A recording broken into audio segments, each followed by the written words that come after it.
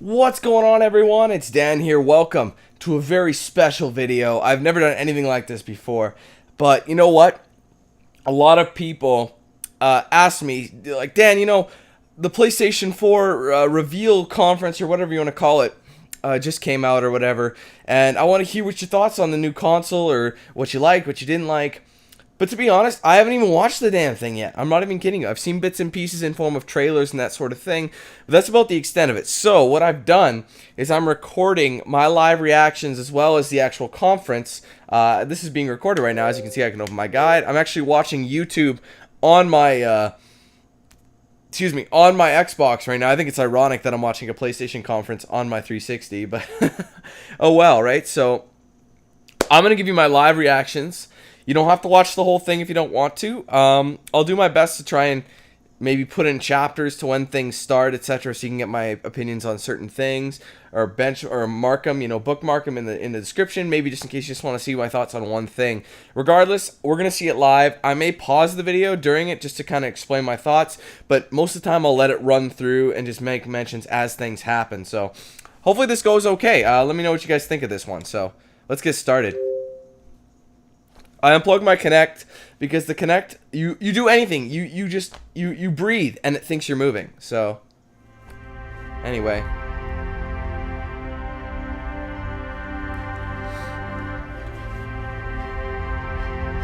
this is a pretty long one, so you guys bear with me. If you've seen it already, I do apologize, but if you want to watch my reactions to it, well, now's your chance, right? So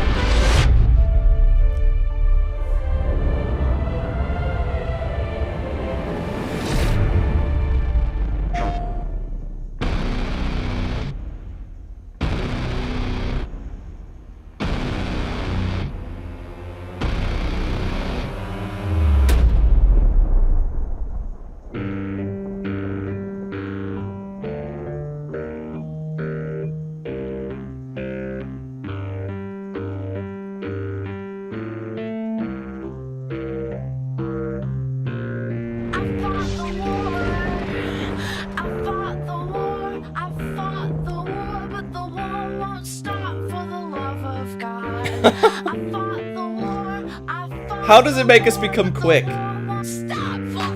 Play video games all the time, you're gonna be like a lazy bastard. Like, I think that's pretty funny.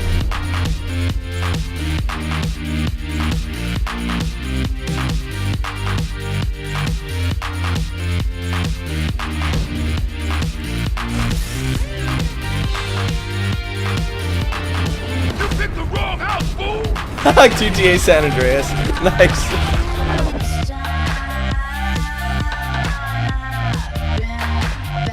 Oh, beautiful R8, baby. I love the R8. I think you guys know that, though. Wait, before you do that, just explain to me how it's gonna work. Oh, it worked. Jerry's a chicken. Wow, that's old school.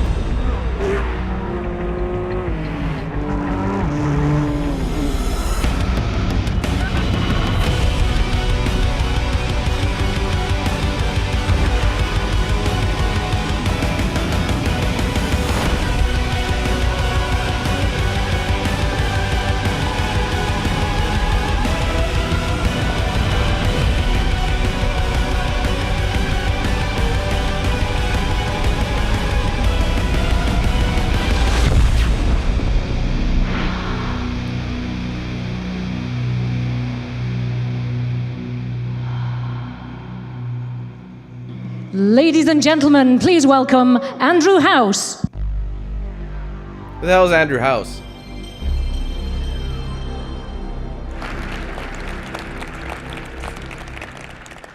Good afternoon, and to those of you joining us from around the world, good morning, good evening, and welcome. It's a thrill to be with you here today. The stakes are high for what we're going to show you. Today marks a moment of truth and a bold step forward for PlayStation as a company, as creators and innovators, and as industry leaders. At Sony, we've always talked about our entire portfolio of technology and content, blockbuster titles, and successful entertainment franchises. Today, we'll show you how we're strengthening the PlayStation ecosystem through hardware, software, and network capabilities that, when unified, create truly magical experiences that can only be found in our world. We'll show you how we're making access to our content and experiences, social interactions, and titles vastly more simplified and streamlined. And we'll show you the many ways in which the living room is no longer the center of the PlayStation ecosystem, the gamer is. With the gamer as the focal point for our efforts, we've created a platform attuned to consumers' changing behaviors and an evolving sense of play. Ease of access, regardless of location or device, has been an absolute priority. With mobility and the ability to share content and experiences becoming an increasingly important part of the gaming experience, connectivity between devices and the ease with which they connect has been essential to meeting the demands of today's casual or core gamer. Our vision for the future is consumer-centric, developer-inspired, and characterized by an unwavering commitment to phenomenal play experiences. These experiences can happen on a console or a handheld device, and we're meeting the demand for mobility with the most powerful handheld gaming system ever created, PlayStation Vita. In fact, the operating system and chipset inside PlayStation Vita is so powerful, we think it could bring significant value to gamers' living room experiences. We know the potential for expanding PlayStation Vita to the living room is real and promises to deliver amazing gameplay and multimedia. We'll be talking more about this exciting initiative later this year, but it's safe to say that we'll continue to unlock PlayStation Vita's potential. We're also focused on expanding the world of PlayStation content to smartphones and tablets via PlayStation Mobile. We've strengthened the PlayStation Network to offer more groundbreaking indie titles such as Unfinished Swan and the critically acclaimed Journey. And we're bringing more convenience and value to our gamers through programs such as Instant Game Collection and Day One Digital. Every facet of PlayStation will continue to become more powerful, and as you'll see today, remains at the heart of every new innovation we create.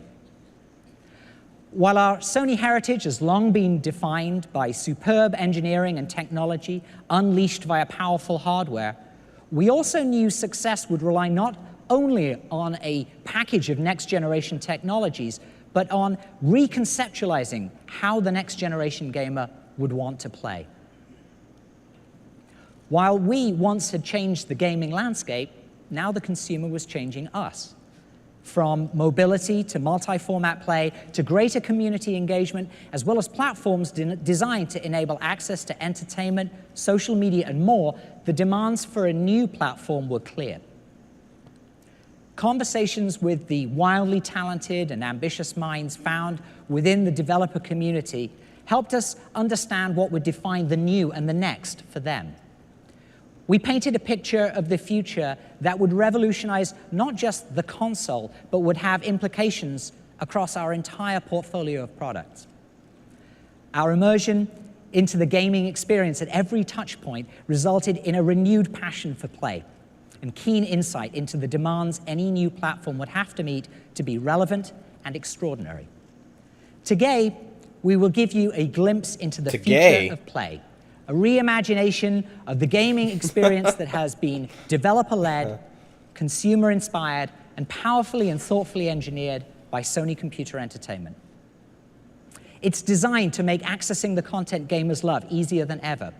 It's conceived as the most personalized gaming experience available today. It is, consistent with our heritage in gaming, delivering the most powerful platform ever. It is simple and adaptive with socially enriched content. Expect worlds to come alive with greater fidelity and intensity than ever before. Expect the best franchises to be even better. And expect powerful opportunities to connect and play and stay informed even when away from the primary console. This is the foundation of our next generation platform, PlayStation 4.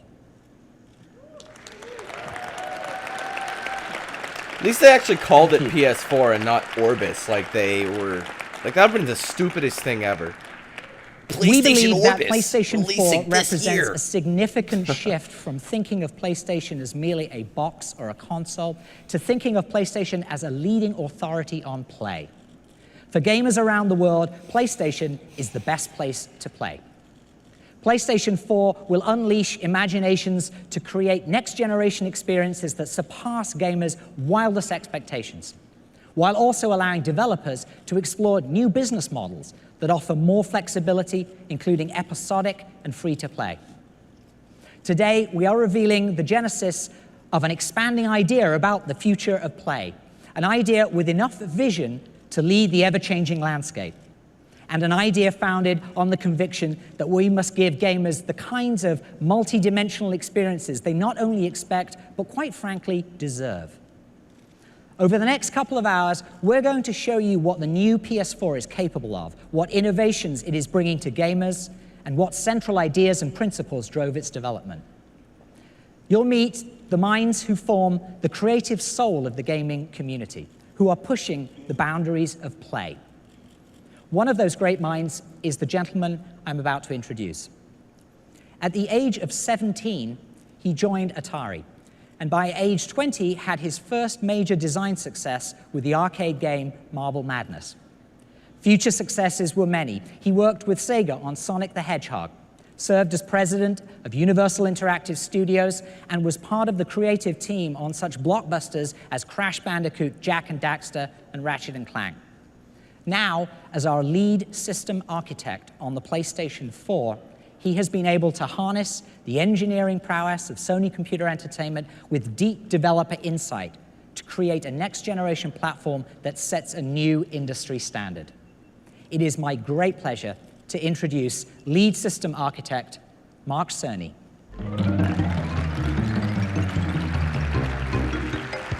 All right, then. So what's he going to be talking about? Because of his background, is he going to be speaking? Thank you, Andy. Thank you for the warm welcome, and thank you all for being here today. As Andy mentioned, my role on the development of the next generation platform started about 5 years ago. At that time, we began to look at how the console architecture could free developers from painful technological limitations and enable them to create the game experiences that they'd always been dreaming of making. That's good. We also looked at how the whole PlayStation ecosystem could be evolved as well to allow the player to take a Sorry, I'm just going to pause it right there real briefly. What he's referring to, I don't know if you guys knew this, but it's actually tougher for game developers to make a game for the PS3 just because they made it so different, because the Xbox 360 is a lot like a PC itself. So, and PC is one of the easiest platforms to develop a game for. So basically, these game developers had to do an extra step to make these games for it. So just hearing that's a good idea for game developers, because then there's like not as many, there's no excuses why they should be held back when making a game all, multi-platform. So sorry about that. We'll keep going. Preference-driven path through the world of content. So when we started this process, it was the early days of the PlayStation 3, which is to say, at a time of great transition in technology and how we use it. Every major console, all the way from the Atari 2600, which was the dominant console when I started in games some 30-something years ago, all the way up through the PlayStation 2, had pretty much been a single-purpose device. Insert the cartridge, the CD, the DVD, power it on, play your game. That's all they did, and that was fine. That was the world we lived in then. But at the time of the launch of the PlayStation 3, all of that was in flux. The world was becoming a connected place, and a single device was now expected to provide a range of services and applications. Now, PS3 has done pretty well in these respects. It's the top platform for Netflix. But as a I do use it for console Netflix, designed I'm not gonna before lie. this revolution hit, there are limits to the functionality that it can provide in this new world. In addition, since the launch of PlayStation 3, we've seen a proliferation in the number and variety of devices that people own and interact with. With so many platforms to support, much less value is found today in exotic technologies such as blast processing or a supercomputer on a chip. I'm proud of what we accomplished with Cell on PlayStation 3, but at the same time, the need to radically customize technology can interfere with the design innovation that's so central to game creation. So for PlayStation 4, while we knew that the core performance of the console would be vital to its success, the cross-disciplinary team that we assembled had several additional goals. For one, we wanted to make sure that nothing would come between the platform, and the joy of play. When I think back to the launch of the PS1, there was a real fun factor that was an intrinsic part of the PlayStation DNA. The whole world was our audience, and we had a remarkable time evangelizing the message that gaming was fun. We also wanted to be sure that the system architecture could fluidly connect the player to a larger world of experiences and provide easy access to everything PlayStation has to offer across the console and mobile spaces and the PlayStation Network. And finally, we wanted to hear from developers. We spoke to dozens of the best teams in the world. We wanted to know what was important to them. We wanted to make them happy. Because if they were happy, we knew we could unleash the creativity and innovation that would result in a true next-generation experience. Our goal was to create an architecture that would facilitate the expression of their ideas. Now, we couldn't come right out and say in 2008 or so, what would you like to see in a next-gen console? We had to talk our way around the topic. But they knew what we meant, and their comments were invaluable in crafting these system specs. And we were able to create, in PlayStation 4, a platform by game creators for game creators. It is a powerful and accessible system, and it has a deep feature set to support the ongoing development and evolution of gaming itself. Now, the architecture that we chose is like a PC in many ways, but supercharged to bring out its full potential as a gaming platform. For the CPU, we chose the most familiar architecture on the planet, the x86, allowing us to tap into over 3 decades of programming expertise. For the graphics processor, we decided to use a highly enhanced PC GPU, something that would be easy to develop for in the early days of the platform lifecycle, but at the same time, a GPU with remarkable long-term potential. And for system memory, I'm proud to announce that we are equipping the system with 8 gigabytes of high-speed unified memory, both satisfying the #1 developer request for ease of game creation and also increasing the richness of content achievable on the platform. And this That's quite a system bit for a memory is console. backed by the massive local storage that only a hard drive can provide.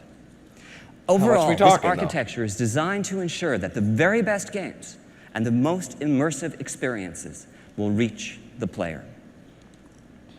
Now, the next few demos are live, so I get the pleasure of sharing with you, for the first time, the new controller.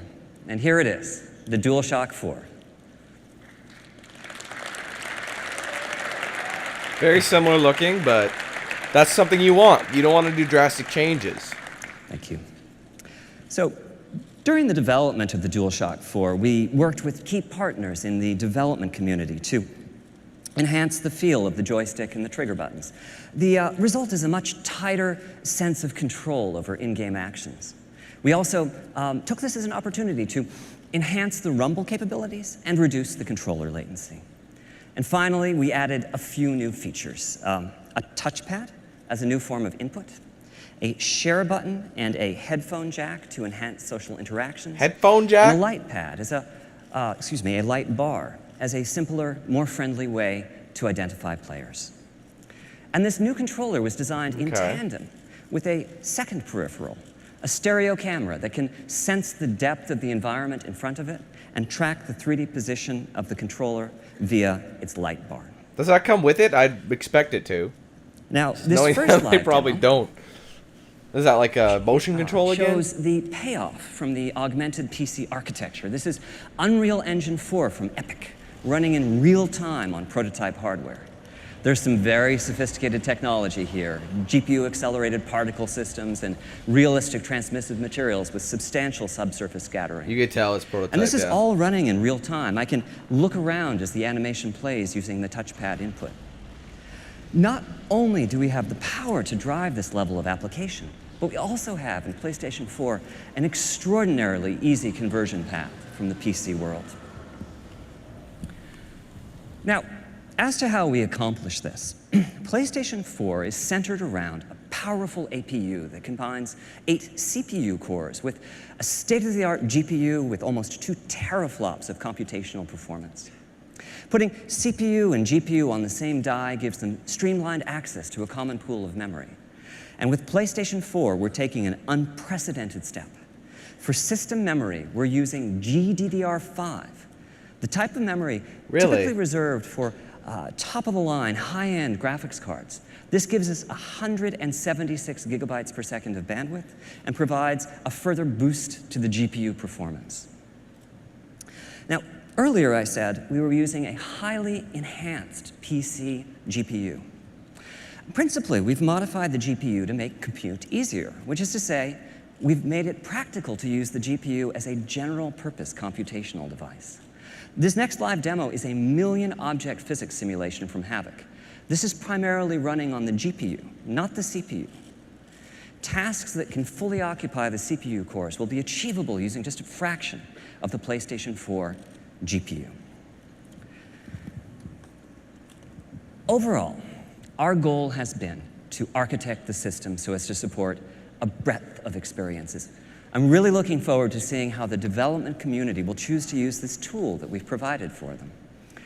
Truth is, I'm making a game too. In my case, I'm focusing on that joy of play I remember so well from the early PlayStation days. So here's a quick look at the title I'm directing. Probably Knack. Bet you anything it's Knack. I heard about it, I never saw the trailer yet. But I knew it was kind of cutesy. War has come to our peaceful land. We must send our best to neutralize this threat. A veteran explorer, military might. Yes, Doctor. I would like to make a small addition to the team. Behold my greatest creation, Knack. Just go slow, little buddy. You'll be fine. He looks a little delicate to me. Knack is capable of explosive growth. He will be invaluable in the fight against the goblins.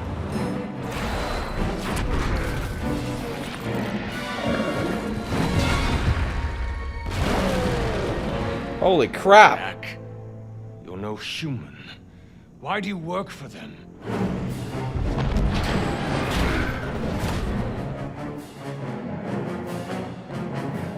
Victor's up to something.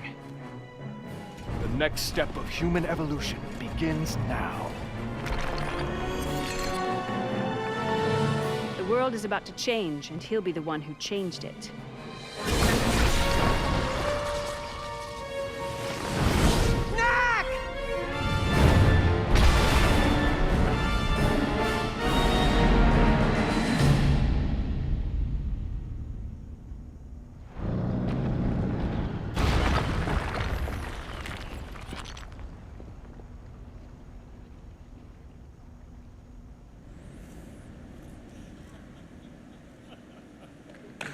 Thank you. Huh. Interesting way to start. Can't tell you how out. nice it is to finally be able to show that in public. So, with the major system components, CPU, GPU, hard drive, memory, controller in place, the next design task for our team was to create the larger user experience that would surround the games. And we chose 5 key principles as the basis for this experience: simple, immediate, social, integrated, and personalized. Now, these are just words, but concepts such as simplicity were extremely helpful in crafting the overall system architecture.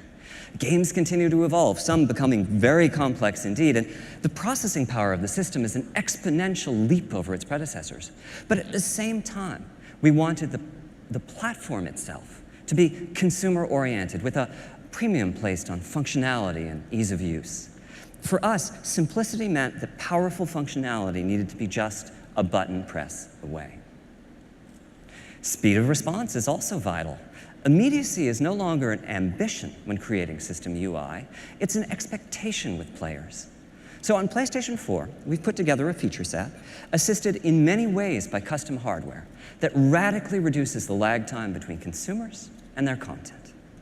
For one, the hardware supports suspending and resuming of play sessions. Just hit the power button and the system enters a low power state, with the play session preserved in RAM. Really? The minutes that it takes today to boot a console and load a saved game will be a thing of the past. On PS4, you'll just hit that power button again and promptly be back playing the game at the exact spot you That's left. pretty neat. PlayStation Could be 4 handy. also has a secondary custom chip that manages uploads and downloads. As a result, it's possible to download or update games in the background, or even with the main power off. And we're taking this one step further. On PlayStation 4, digital titles are playable even as they are being downloaded. When you purchase a title, you download just a fraction of the data and begin playing. The rest of the data is downloaded in the background as you continue to play the game. How the hell does that Our work? next key principle is social. Usually There's you no need the doubt whole that thing. Play is no longer an isolated pastime. Social play is so important to PlayStation 4 that we've added in hardware to support it, in the form of dedicated, always-on video compression and decompression systems. Now, to illustrate the next few points, I'm going to show you various aspects of the PS4 user interface, which is a complete redesign over what we have today on PlayStation 3. Part of what this dedicated video compression and decompression hardware does is it enables seamless uploadings of recordings of gameplay. Just hit the share button on the controller, scan through the last few minutes of gameplay, pick a portion, tag it, and return to your game. The video will upload as you continue play. Our goal is to make the sharing of video as popular in the PlayStation 4 generation as the sharing of screenshots is today. And this same hardware enhances visibility of gameplay. You can browse live game video of what your friends are doing at that exact moment, or spectate the gameplay of a famous person within your gaming universe. You can even see that your friend is in trouble and reach out through the network to take over the controller and assist them through some difficult portion of the game. Take over the controller. I'd be like, fuck off, bro. And on PlayStation 4, we are I don't need your help. transitioning to a friends network based on real-world friends. We'll keep around the alias and the icon used in today's multiplayer matches. These are great to have when anonymity is important, but most of the new social dimension to PlayStation 4 will be interacting with friends using real names and profile pictures, most likely seeded from your existing social network. And this social network isn't visible only from within the console UI. PlayStation 4 is designed to be a highly integrated platform, seamlessly interconnected across the network to the full PlayStation ecosystem, as well as to key third-party devices and services. Applications on smartphones and tablets, as well as web platforms and Vita, will allow PlayStation 4 conversations to be carried far beyond the living room. You can use your smartphone to browse game video of possible opponents in your favorite fighting game and challenge them to matches.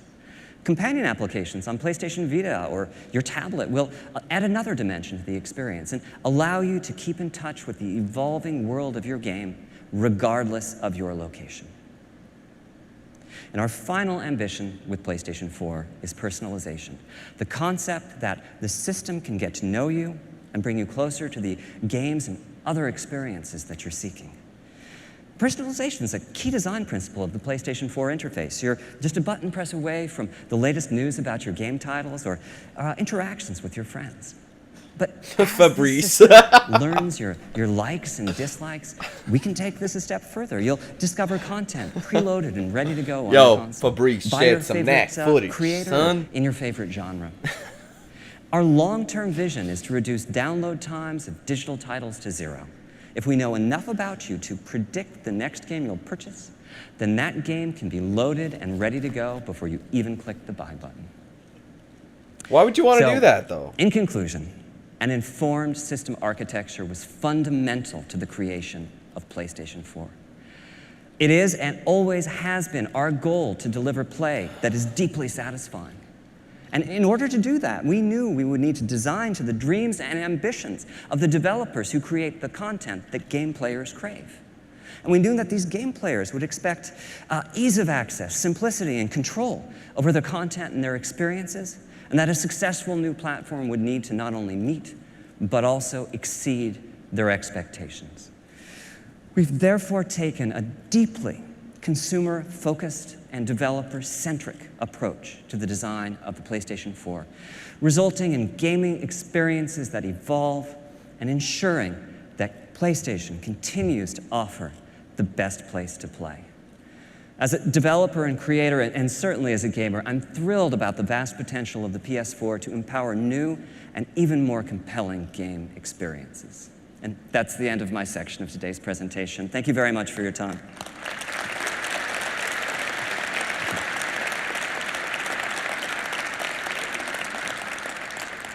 So, I'd like to introduce the next speaker, Dave Perry. You probably know him as the co-founder and CEO of Gaikai, a pioneering company in cloud gaming that Sony Entertainment purchased last year. For me, though, it's a bit different. Dave's one of my personal heroes, a charismatic game designer with a string of hits, including Aladdin and Earthworm Jim, that I've spent far too much of my time playing over the years. Please join me in welcoming David Perry, CEO of Gaikai. Oh, is this that gray bush? Sorry, David. Hey, thanks, Mark. Not really. It's truly an honor to be here with everyone in the room and the millions watching live around the world. I can't tell you how excited the Gaikai team and I are to be working on the PlayStation 4 platform. They're actually back at our office watching live through the internet right now, so hi, everyone. As Mark mentioned, I've proudly spent nearly all of my life playing and creating video games. We all remember powering up our first PlayStation and the adrenaline rush that followed. It wasn't just a piece of hardware that gave us the goosebumps. It was knowing that the PlayStation would be delivering new experiences that pushed the gaming forward into completely new territories. And that's precisely what we're doing with PlayStation 4 and the PlayStation Network, integrated with our Gaikai technology. PlayStation 4 is an incredible platform, and it's imperative that the PlayStation Network delivers a connected experience that is equally incredible and delivers on the vision of the PlayStation 4. With the network, you'll fight together, you'll become champions together, and you'll conquer the world together.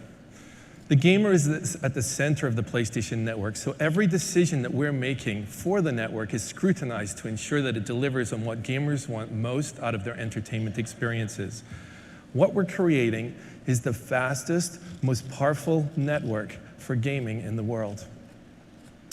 The PlayStation Network will get to know you by understanding your personal preferences and the preferences of your community, and turns this knowledge into useful information that will help to enhance future gameplay.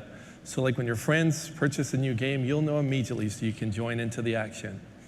And with the Gaikai cloud technology, our goal is to make free exploration possible for virtually any PlayStation 4 game in the PlayStation Store. So imagine you're in the store. You're checking out the latest titles and you see something that catches your eye. No problem. You can simply press the X button to hop in and start playing the game. Now in the past, not all games were available, and the ones that were had to be kind of the light version, where they had been edited down so that they could be downloaded reasonably quickly.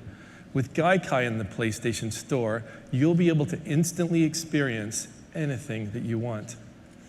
I've always liked that concept of try it for free, share it if you like it, and pay only for the games that you fall in love with. So now we're changing the rules when it comes to social gaming. By putting social at the core of PlayStation 4 experiences, we can layer in new features meaningful to gamers. We've partnered with some of the biggest and most influential social networks in the world, including Facebook and Ustream, to bring gamers' friends into games like never before. Social networks such as Facebook are obviously critical to how we stay in touch with our friends and current events around the world. But they don't know your PlayStation gaming history and all your preferences. nor those of your friends. They don't know if you're a Journey expert or if you've collected up every platinum in the Uncharted series. So by combining the PlayStation 4, the PlayStation Network, and these social platforms, our vision is to create the first social gaming network with meaning. And this network will be dedicated, just to be clear, to games. So as you know, spectating has become very popular in our industry because it lets gamers learn tricks and tips from the best players in the world. When players find something they love, it's our job at PlayStation to make that even better. So we've asked ourselves, how could we improve the spectating experience? First, what we're using is that share button on the PlayStation 4 controller. With that one button, you can broadcast from your game live, 100% real time, to your friends. It's an incredible innovation and something that has never been possible on console before. And we could have stopped there, but we kept pushing. So we're making it so that your friends can actually look over your shoulder virtually and interact with you while you're playing. And if you allow them, your friends can also post comments to your screen. You can solicit support from them, or you can just trash talk with them, and you can even be inside a different game. But wouldn't it be cool if you were stuck? That'd be good for me if I get stuck. I can ask you guys help. How to get through that door? You could ask a friend on the internet who's finished the game to take over your controller and assist. We're building this capability into the PlayStation 4 and the PlayStation Network so that your circle of PSN friends will become that much more important. And finally, we're helping fuel the imagination of our developers by giving them new spectating tools. Now imagine a developer using these tools.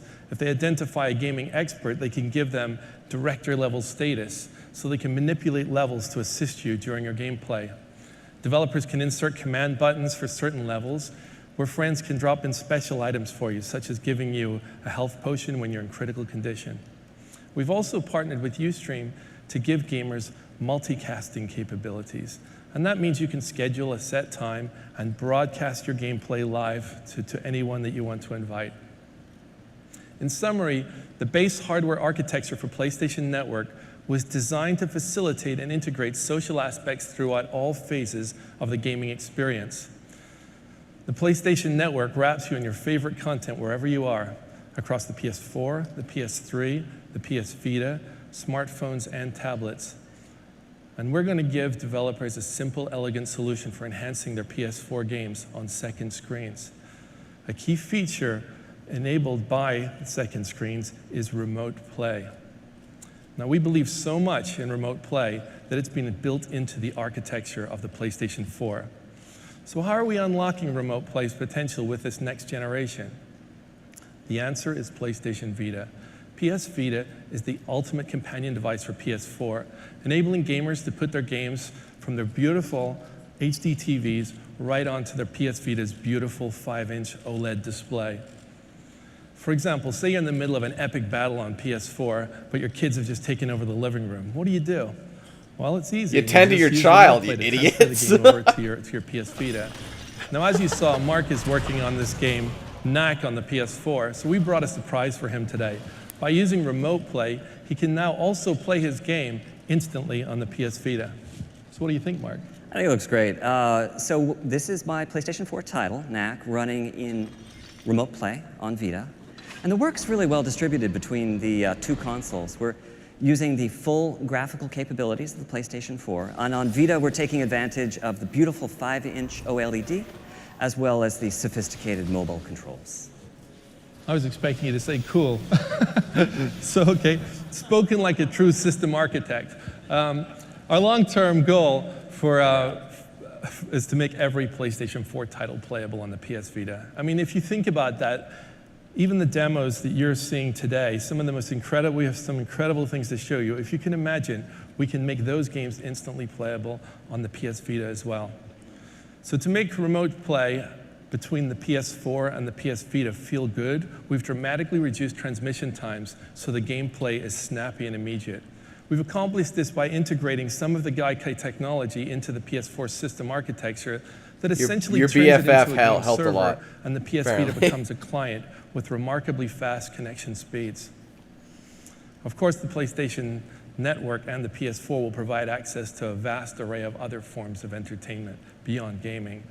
PlayStation gamers love all forms of entertainment, including watching movies, watching TV shows, listening to music. So PlayStation Network will have services including Sony's own Video Unlimited and Music Unlimited. And we're working with leading services like Netflix, Amazon Instant Video, and other media services to have them on the platform. We'll be announcing more specifics on this later in the year. Now, I've already mentioned a couple of ways that Gaikai's cloud technology and PlayStation Network will enhance the player's experiences. But PlayStation Network in the cloud can present additional value to PlayStation gamers. For example, over the past 6 years, PlayStation 3 has built an incredible catalog of titles that is unmatched in the industry. Although PS3 titles aren't natively supported on the PS4, we're exploring some very unique opportunities enabled by cloud technology with the long-term vision of making PS3 games ubiquitous on any device. The technology is so advanced that someday we could easily put PS1, PS2, PS3, and the PS Mobile games on any device, including the PlayStation 4. This would fundamentally change the concept of game longevity. Imagine having access to all the old games you love and the ability to get them up and running in seconds wherever you are on whatever device you have near you. Everything everywhere is the challenge that PlayStation has put before our teams. That's the vision of the PlayStation Cloud service, and it's going to require us to build the fastest global network ever made. Now, Gaikai won a Guinness World Record for our prototype network, but now I'm happy to announce that the project has been fully greenlit by Sony. So this is not an investment into advanced technology and infrastructure. This is an investment into the millions of loyal PlayStation gamers across the world who would love to have all the past, present, and future games at their fingertips. We'll be rolling out PlayStation's cloud services in phases, so we can't reveal all the possibilities here today, but you can be certain that it and the PlayStation 4 will change the way that we play. Now, I've described the vision and the strategy behind PlayStation 4 and the PlayStation Network. Let's hear how some of the world's most accomplished developers are using it as their virtual platform to turn their creative dreams into reality. Thank you. You know, our industry the past 10 years has seen so many trends come and go. You know, there's been, at times people are, you have to do social, you have to do casual, you have to do hardcore, you have to do this, you have to do that. But as much as it's been changing, all of those different trends have been supporting each other. What I love about this console is that I think it's the first time that these trends are going to really be brought together. This is where the promise of what we can do is bigger than just one genre.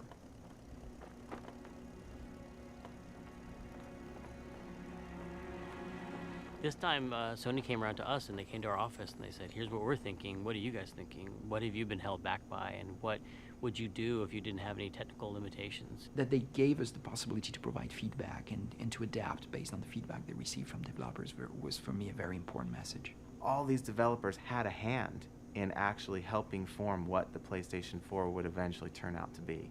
We took all that into consideration to create the system that just works. When we think about the word simple, we've chosen to interpret that with a comparable word, elegance. And to us that means this balance between how complex the simulation or the options or the interfaces are with how deep the experience you can get from it. The more elegant a design is, then the more simple and easy it is to get incredible depth. Where you can have a deeper experience that's still not really complicated, but it's much richer and much more immersive. Everyone has, to some degree, some instinct of craft. They want to make something their own. They want to make it a representation of themselves to other people who know them. Through personalization, there can be a relationship between the kind of content that I'm interested in and how the options are presented to me. So this system actually is very much aware of the player and what's going on in the room at any given point.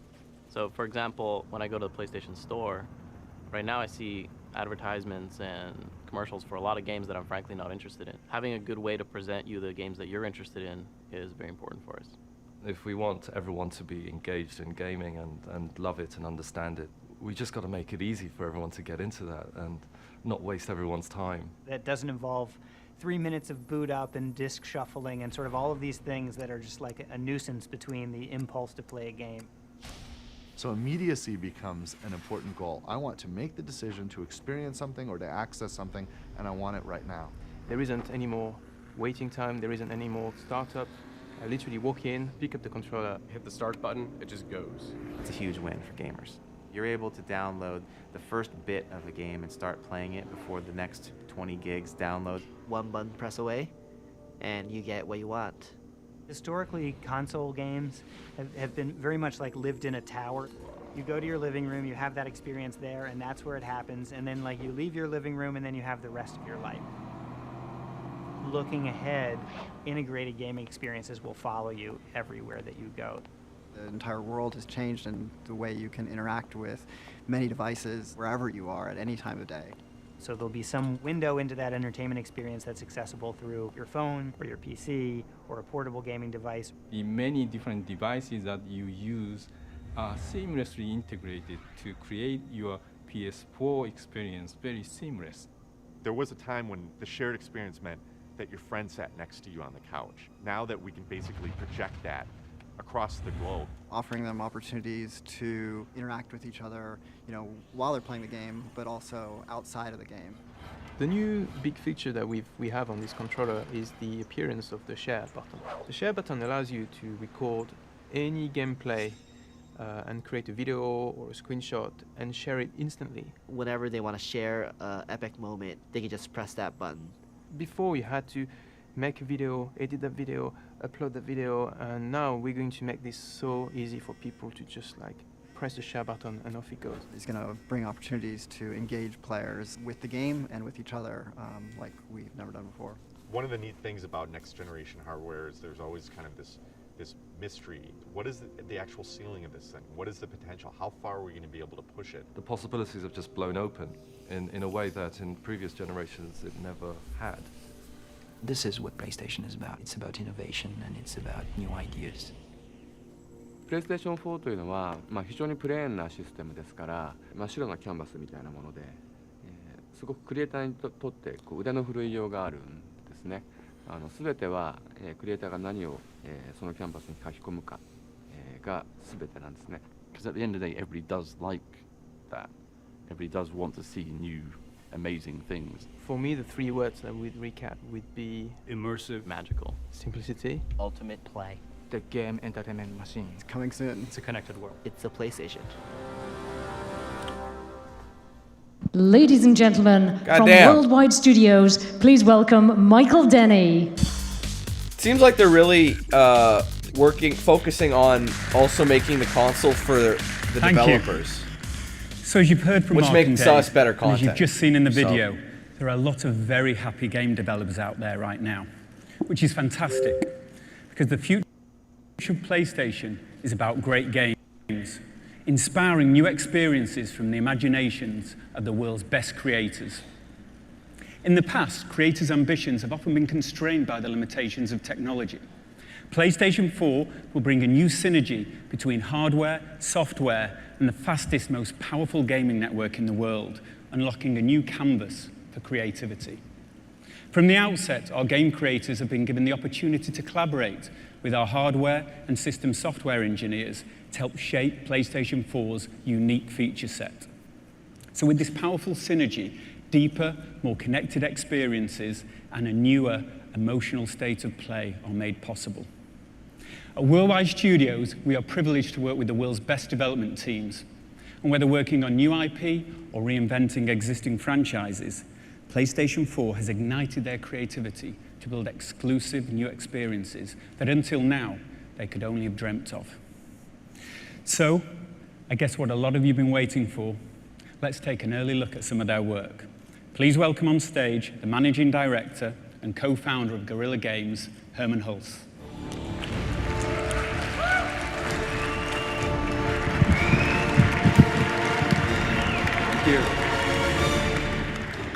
In the near future, mankind has colonized planets in search of resources. However, there's a conflict between two factions. The people of Helghan and the people of Vecta. This conflict is about much more than just resources. The Helghast are fighting for their right to exist, while the Vectans want to protect their way of life. The Helghast have evolved and claim genetic superiority. They are brutal and relentless in pursuit of their so-called justice against the Vectans. This war devastates planets. The conflict draws parallels to Cold War Berlin, with two factions living side by side, divided by a vast wall. This is a story about the loss of home, the search for a new home, and the lengths to which people go to defend it. This is Killzone Shadowfall.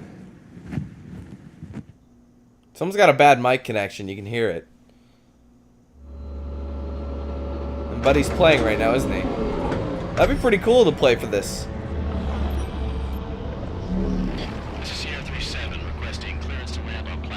I actually haven't seen this trailer yet. Or this gameplay trailer, or whatever it is. I haven't seen it.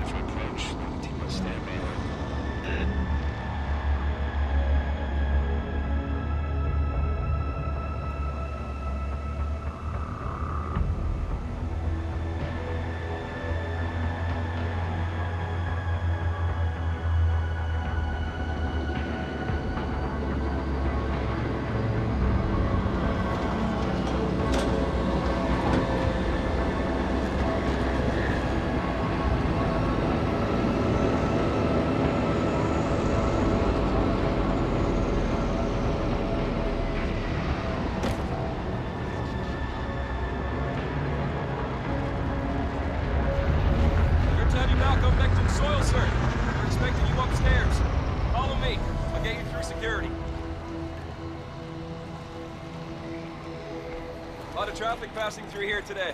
More than usual. They're drafting in units from all over. It's the waiting around that messes with your head. Guess now you're here, things start moving, huh? Nobody gets through without... Back up! Back up! Let him through! This way, sir.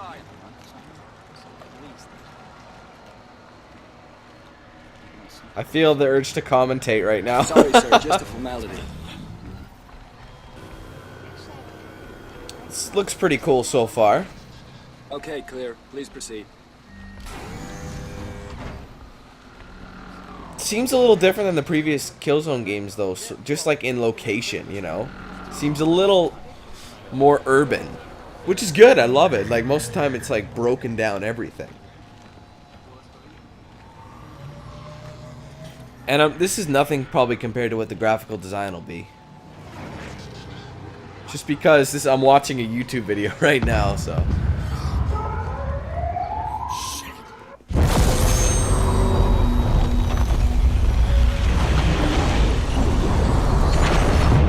Holy crap, bro. Shit hit the fan pretty quick.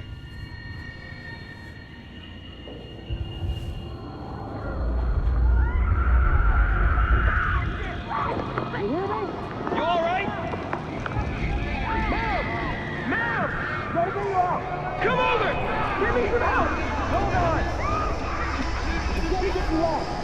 Hold on! Put some pressure on it! He's bleeding out! What the?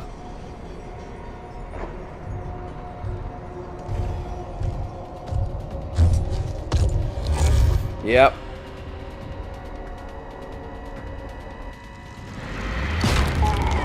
Suck that one, bro.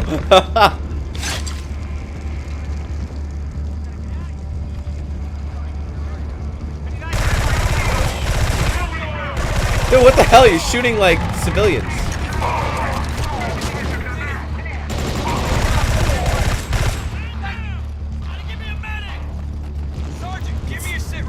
Considering there's like millions of people watching right now, you're kind of under like the knife, so to speak.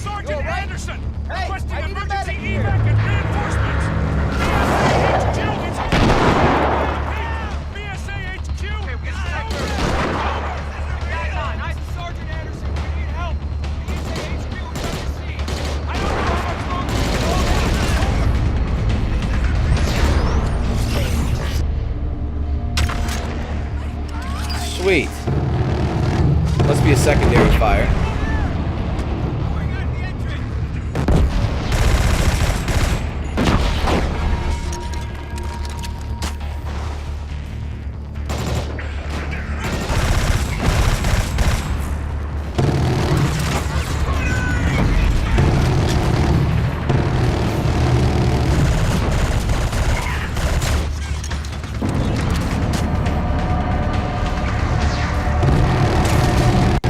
Oh my god, he's gonna die. That'd be so embarrassing.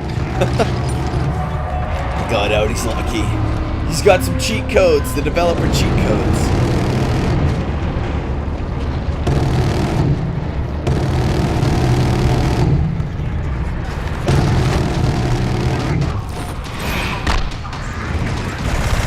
That was pretty sick.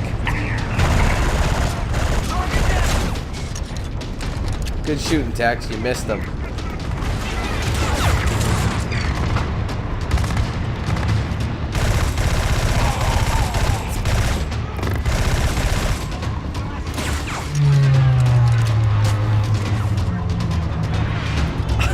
They should have given this job to me and let me post it to my channel. I would have been way more entertaining than those bastards, I think.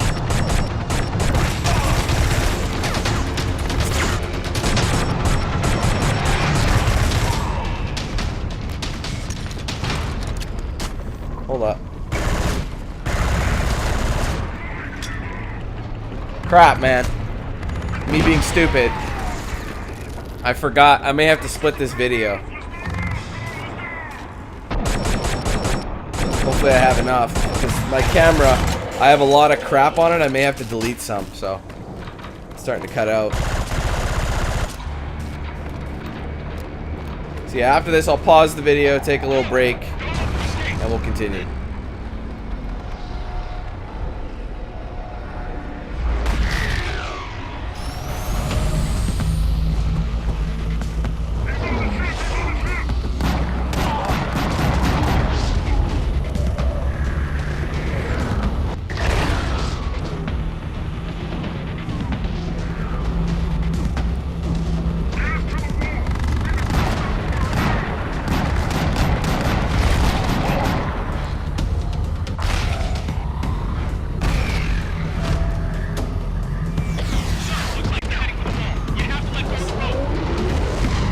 Yeah, I don't have a lot of time, like 3 minutes, and then the thing is full, so.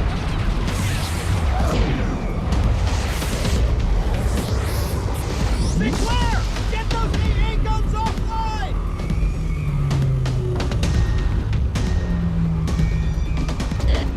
Sir, you need to get the hell out of there!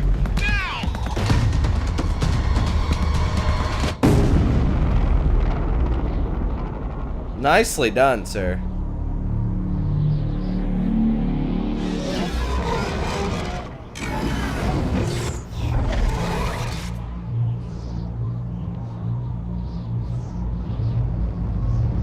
Just give up, bro. Too many on your ass. Perfect timing. Alright, guys, so. You done here, buddy? Yes, okay.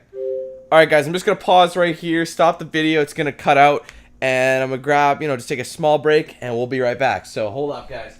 Alright, guys, we are back. Sorry about that. Let's just keep this. Wow, I totally lisped there.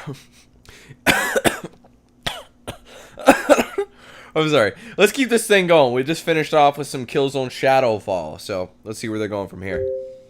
We're all halfway through this thing.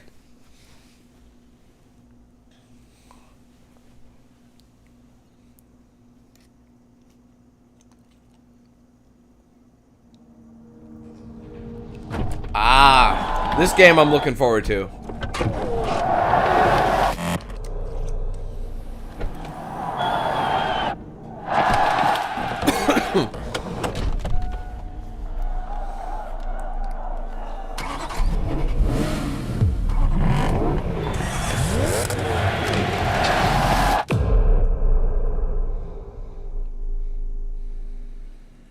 Good evening, everyone.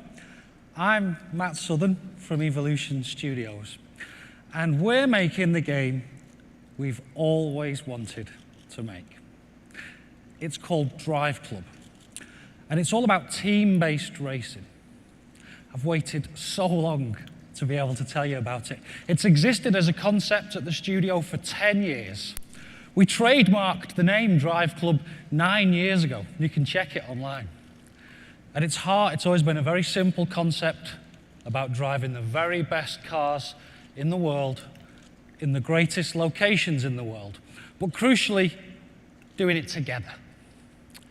And we've literally waited for the technology to be available to deliver our vision.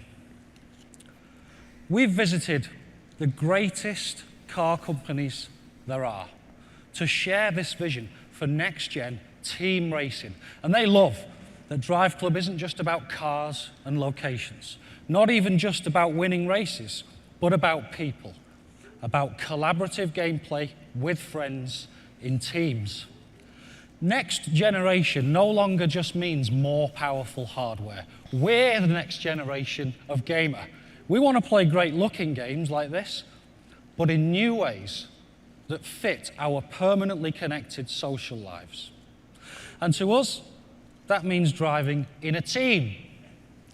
Driveclub is a game to play in real clubs, asynchronously and in real time, against other clubs all around the world. The gameplay isn't specifically about races, it's about challenges, and rewards you for playing in groups even if you aren't top of the leaderboard, much like the best squad-based first-person shooters do. I can also fire up the Driveclub app on my phone or tablet, pick a race type, pick the cars, pick any time of day, in any weather, at any time of the year, set a time, and then send that challenge all around the world. Then I can watch the drama unfold as hundreds of players and clubs try to become the best at my challenge. We're talking 24/7, untethered access to your club, no matter where you are. Totally making Team 8000, guys. Plus, totally. whether it's a short team drag race or a weekend-long 1,000-player tournament with hundreds of teams, every section of every track is packed with challenges. First-person games are also great at transporting you and your friends fully into their worlds. And we're using first-person perspective to make sure you and your mates feel exactly how you should when you own a car like this. We're recreating them with obsessive love. These are two of the fastest production cars in the world, the Hennessy Venom GT and the Koenigsegg Agera R. And they're as close as you'll get to the real thing Beautiful in brand. terms of detail Beautiful and cars. accuracy, with totally correct material parameters, painstakingly measured from the real thing using our custom-built photometric apparatus. We've gone borderline insane with real-world details and subtleties. We've modeled the direction of each microscopic metallic flake of paint in multiple layers. We've emulated the effect of each individual thread in the weave of the carbon fiber, so the pattern alters realistically with the lighting angle. The lights themselves are fully modeled using multiple layers of reflectors and lenses that refract the real bulbs underneath. And we've modeled those rainbow patterns you get when you wax the plastic headlamp covers. Even the suede and carpet have a fiber direction map, causing them to reflect light differently when they've been brushed or touched. In fact, let's climb into a car now. This isn't cockpit view, this is true first-person racing. The exquisite feeling of opening the door. Damn! Breathing in the experience. Strapping yourself in and firing up a 1,200 brake horsepower engine. Ladies and gentlemen, it's such a thrill for a studio to be asked to help define new PlayStation technology so that we can finally bring our vision for team-based racing to life. That's just a brief glimpse of Driveclub. We can't wait to show you more. Thank you.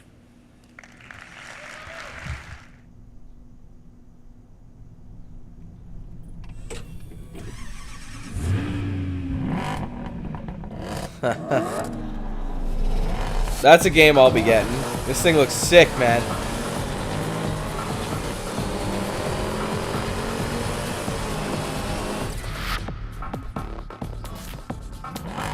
Team Evo, you guys are going to be accepting my request to join Team 8000, am I right? I hope so. I hope everyone's going to be in line for that.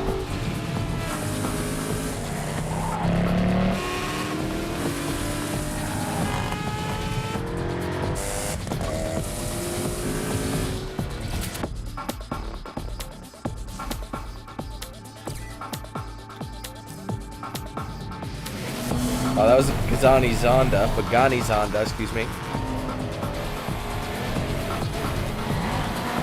Oh no, that's not the Pagani. What am I calling it? Pagani. I don't think that's the Zonda. Actually, no, it is. Unless they have a new one I'm not familiar with. No, I think they're done with the Zonda.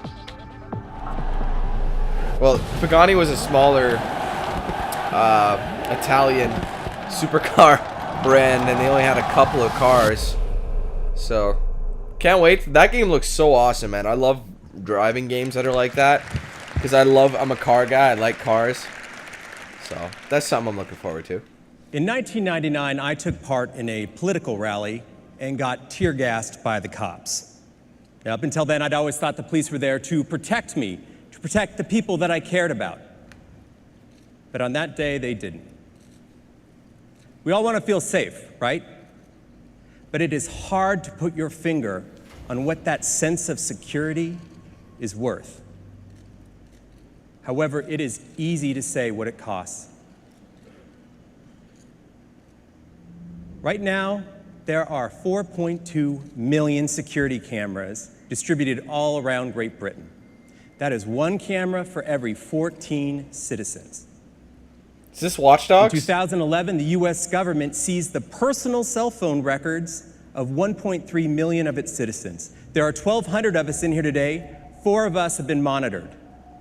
And 2 years ago, American travelers spent a combined 75,000 years waiting in airport security. You add that all up, that is 1,000 lifetimes lost in line in just 1 year. Our security comes at a high price. Our freedom. Now, picture how things would change, how the world would react if a handful of people suddenly developed superhuman abilities. Oh, this is for Capable Infamous. of unleashing incredible carnage without ever pulling a trigger or lighting a fuse, these people would be living, breathing weapons that could pass through any metal detector or X-ray scanner or even a strip search completely undetectable. We already live in a culture of fear. Picture how things would change. How much control would any of us have over our own lives? And which of us would have the courage to fight to get our freedoms back?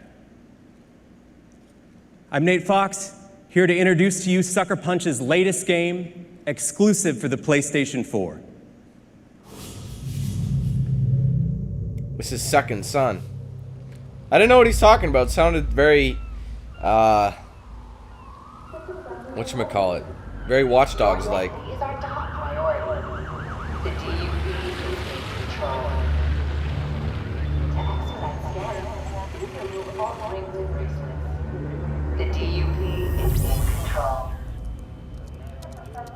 G6 status. G6 clear. G7 status.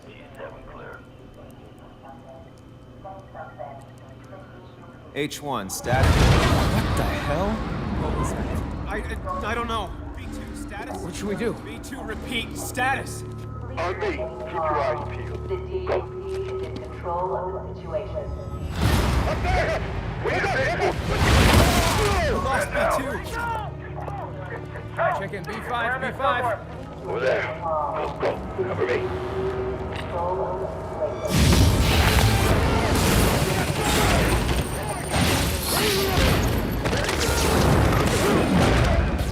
I want him alive. Stop right there! On the ground! The DUP is in control of the situation. That looks flippin' sweet, man.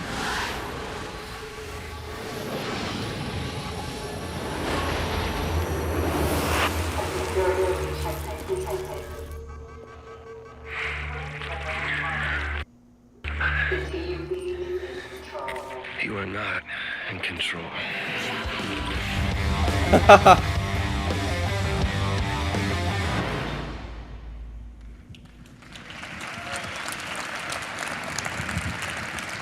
That looks pretty cool. Thanks, Nate.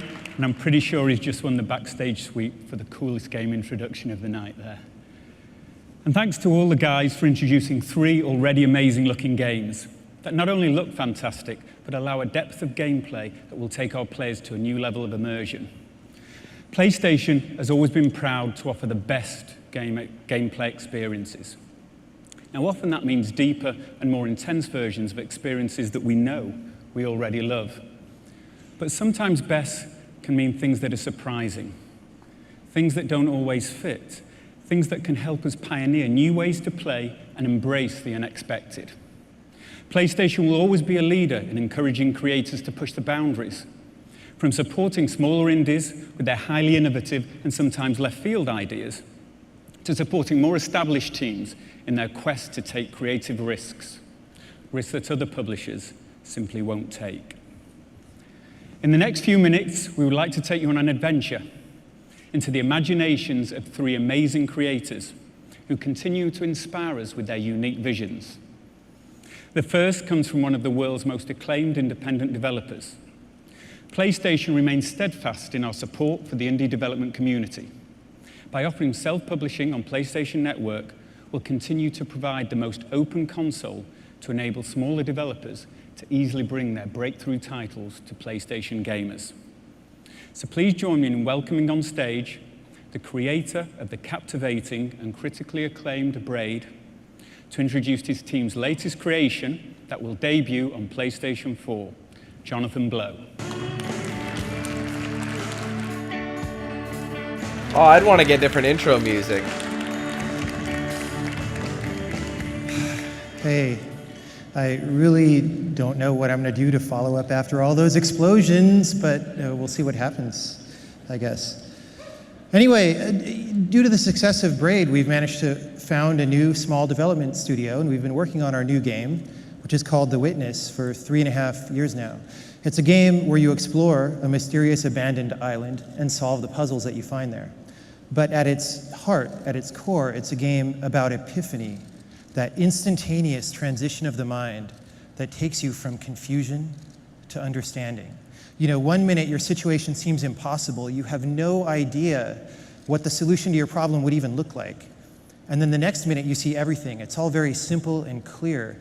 And you wonder how you couldn't have seen this solution before. You know, a lot of games have these kind of little aha moments in them. But in The Witness, we take this aha substance and distill it into a concentrated form.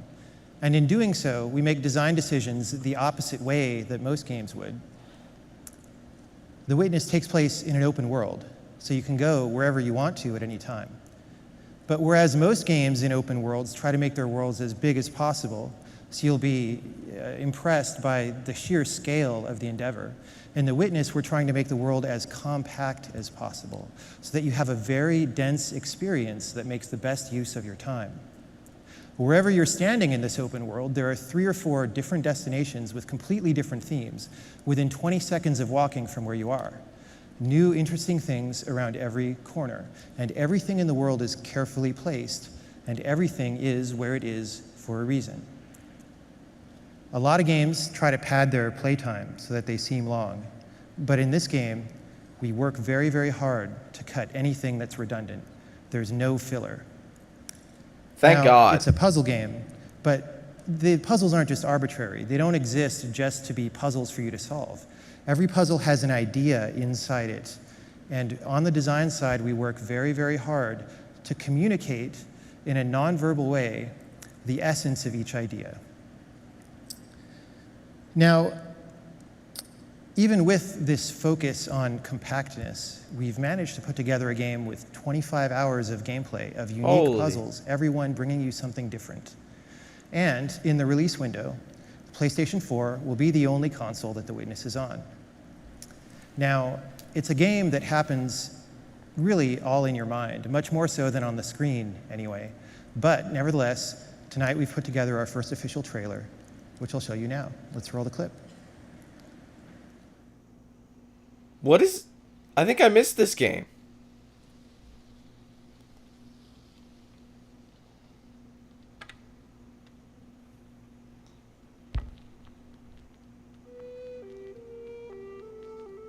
Interesting art style.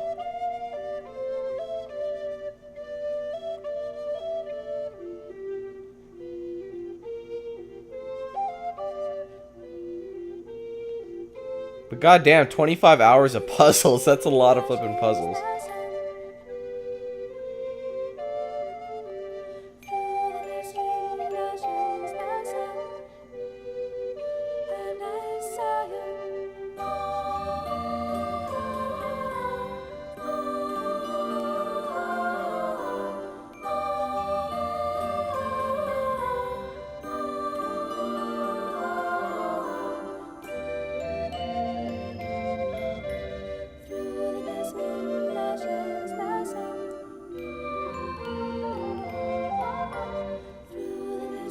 I think this is a game that would definitely come in handy for that live stream thing where you could ask people for help. You guys would like need to hold my hand during this type of game.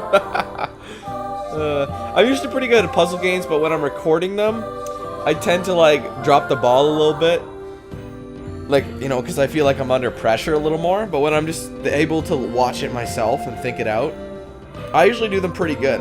You know, I have a good eye for it, but when you're recording, everything is different. Trust me, you can take my word for it.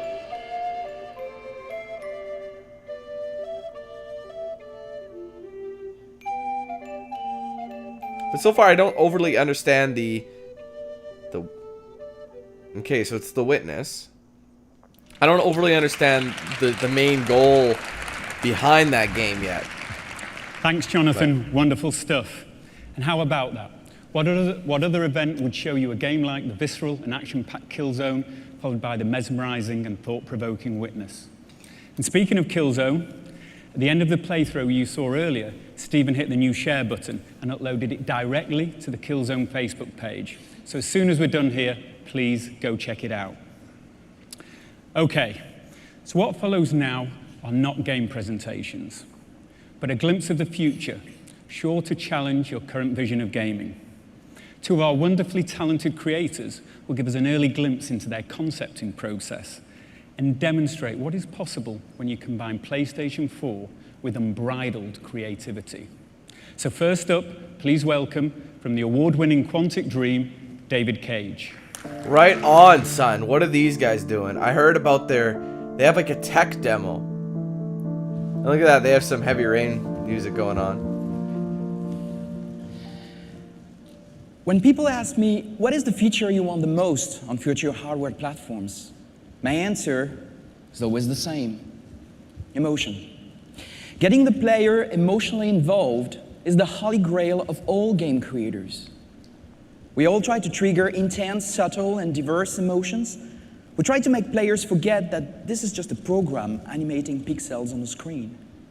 We don't want them just to watch something. We want them to live it and suspend their disbelief, experiencing that magic moment where they live in a different reality. Emotion is something complex and challenging to capture. It's conveyed by graphics, animation, sound, cinematography, dialogue, of course, gameplay. In a medium like ours, technology is very important. It is what we rely on to get the player emotionally involved. If you look in the past, some films were highly emotional while being silent and in black and white, but they were limited in their expression to simpler stories that had to be told under heavy technical constraints.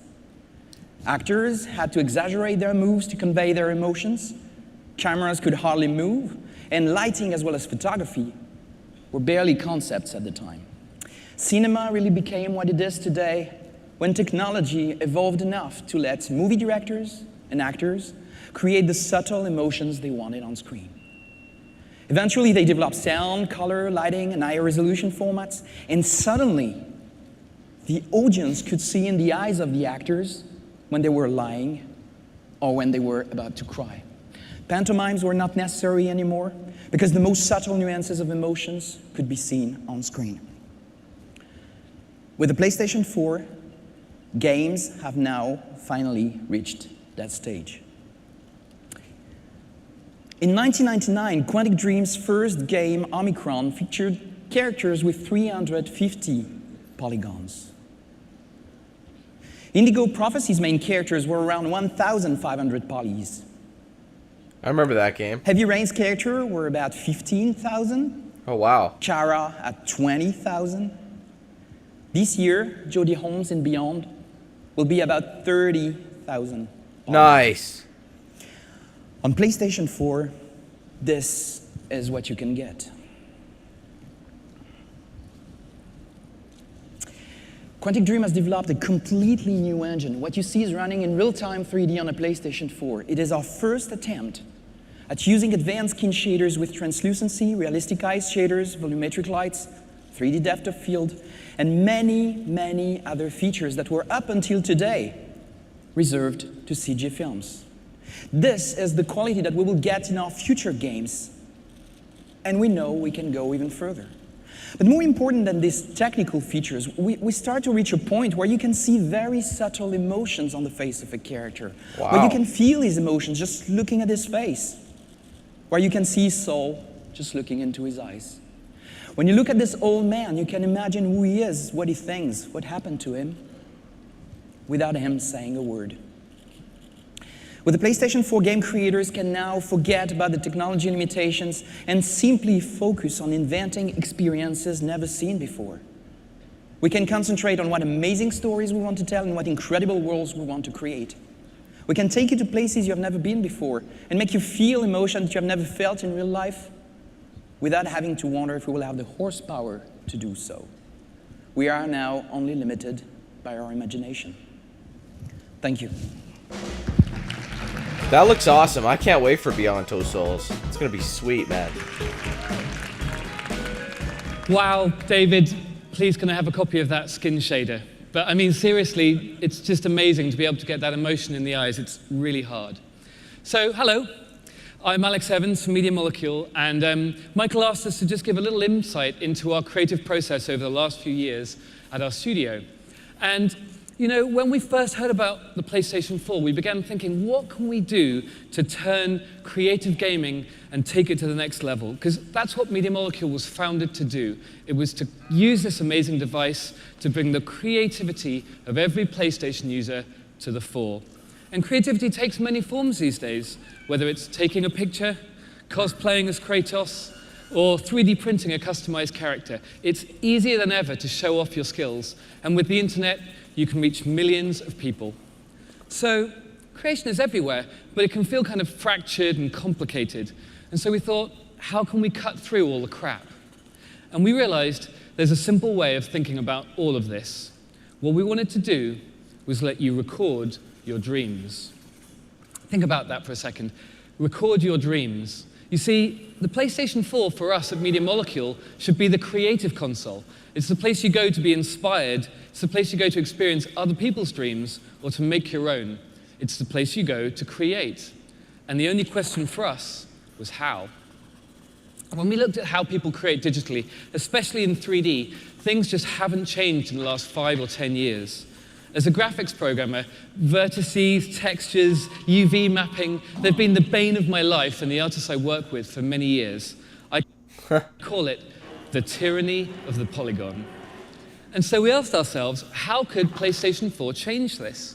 How could the insane power per dollar that only a next-gen console deliver, how can we sweep away the techie mess? How can we redefine digital making and overcome the tyranny of the polygon? So we've done 2 years of research into this, from motion capture to stereo cameras to advanced user interfaces, touch interfaces. Basically, we tried everything, and it got more and more complicated, more and more space age. It just did not feel like recording dreams at all. And then we discovered that the single most powerful, accurate, and precise tool for 3D creation was right under our noses. It was the Move controller. Now, oh, come on, finally, man. At last, after a troubled relationship, we've completely fallen in love with this thing. Dear Move controller, I'm sorry. It's taken us so long to realize this, but we're going to marry you with the power of the PlayStation 4. We are going to revolutionize making. You're great.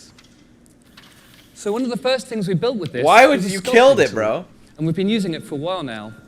Once we stopped thinking in terms of memory budgets, schedules, pixels, we forgot about the technology and we just started doodling, just sketching, put that at the heart of our creative process. A really lovely thing happened. We started having real fun making, collaborating, sketching, remaking. It doesn't matter where you start out because you can take a left turn at any time that inspiration strikes and go somewhere even cooler. It's a free-form creative journey that I think of a little bit like cloud watching, except that you can reach in at any time and change and shape it to whatever's in your head. Behind me, you can see a time-lapse of one of our sculpts playing back literally as it was made because we record every single move that you make. And because it's such a quick and free-form thing, before we knew it at Media Molecule, we had made hundreds of these things. Imagine this multiplied from our tiny staff to the thousands and millions of brilliant PlayStation users online. Every single one of these was made entirely with the Move controller. And it's a kind of performance. You're able to put down your ideas as fast as you can think of them. It's this combination of the PlayStation 4's power with the Move's unique accuracy, which allows us to ditch all of the 2D fiddly camera controls and nasty user interface. It makes 3D sculpting easy for beginners and deep for advanced creators.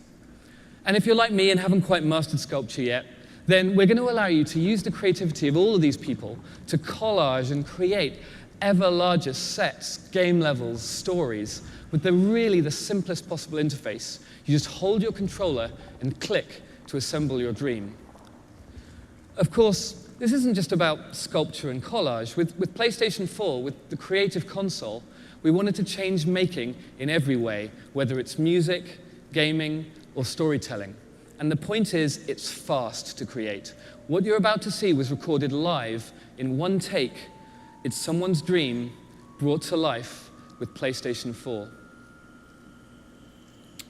Son of a bitch, man. Why would they do something like this? Not everyone wants to do that. That's a small market when you specify it as something like this, trust me. And the Move isn't something spectacular. Why don't they understand?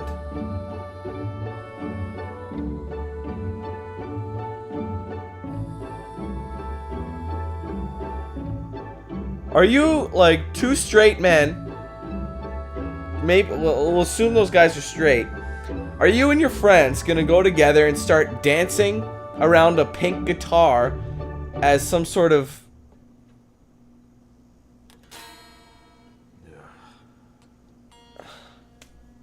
Would you do this? Or would you rather shoot some shit?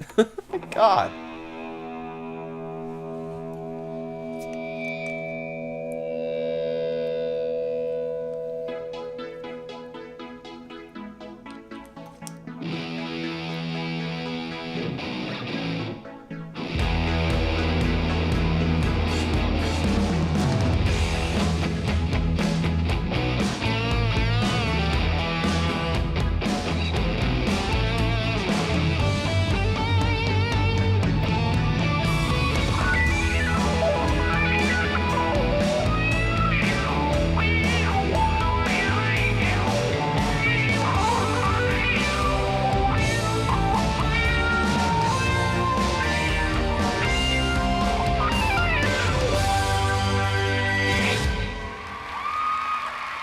That is the stupidest thing I have ever seen.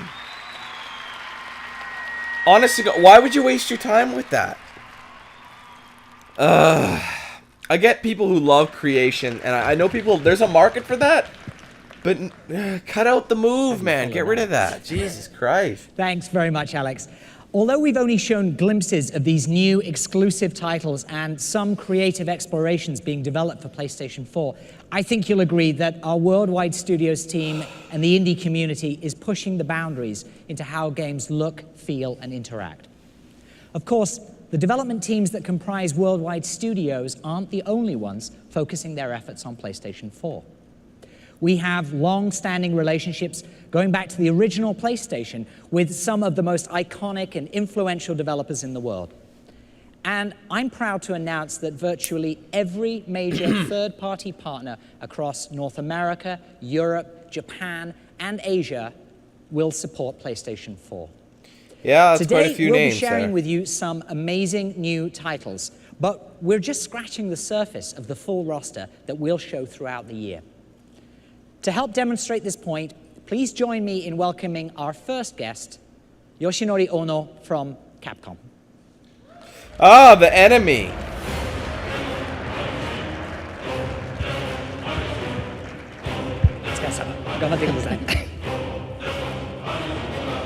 Hi everyone, do you want to stretch?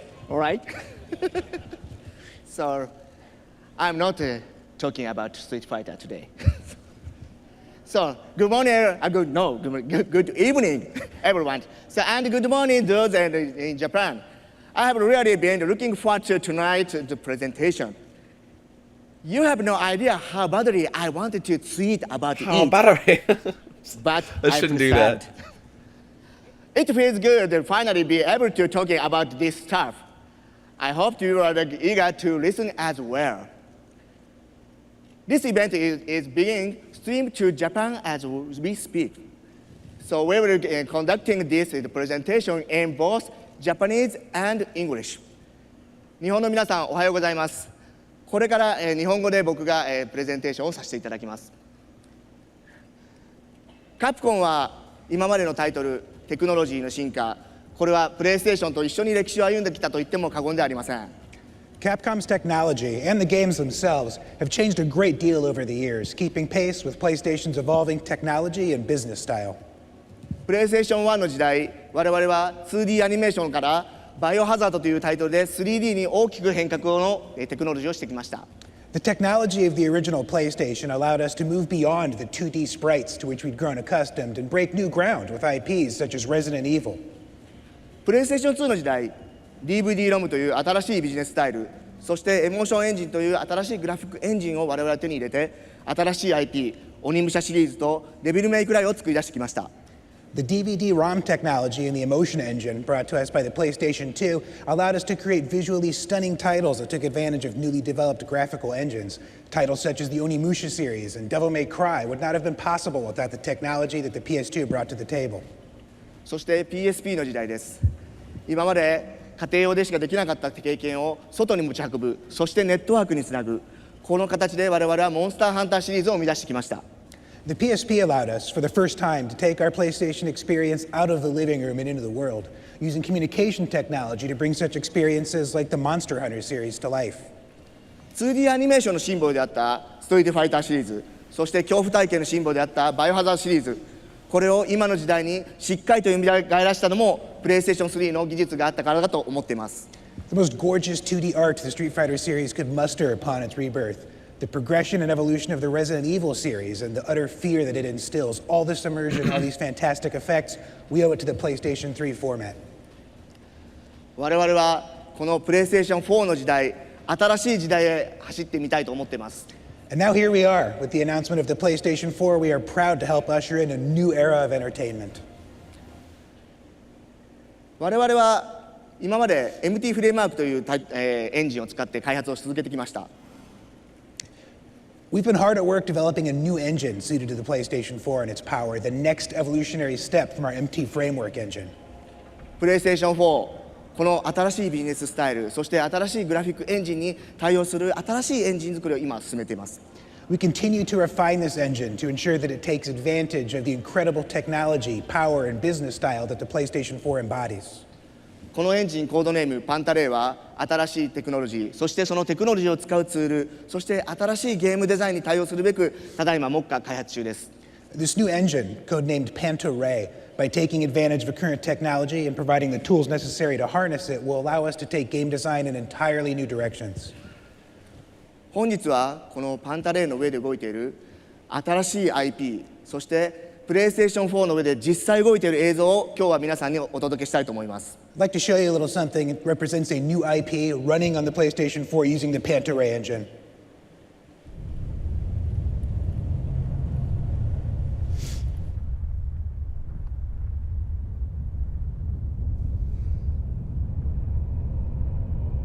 Capcom presents Deep Down on your console's disc is DLC. My useless magic could have me poking lines in the old market for 1/10 the hassle of your empty venture. Why were you following him anyway? Let's find this bloody third gate. Yeah, that looks pretty good. Not gonna lie.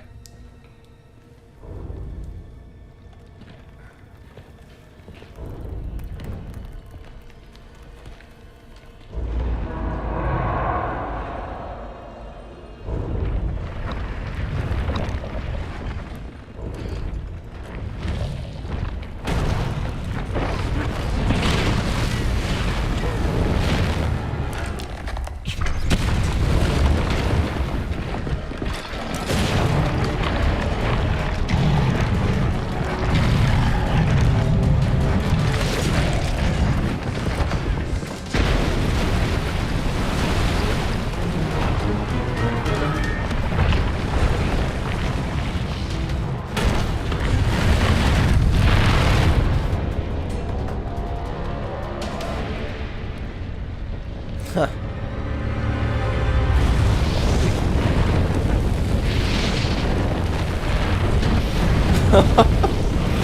Watch, then it's just gonna change gameplay elements and go to another Street Fighter. Street Fighter? No, wait, what is it? Crap, I'm not a Street Fighter guy.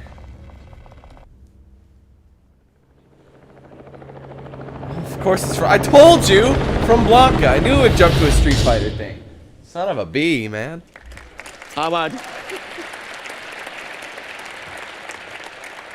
このディープダウン、そしてパンタレイは今目下開発中です。So as we speak, Deep Down is being developed concurrently with the Panta-Ray engine.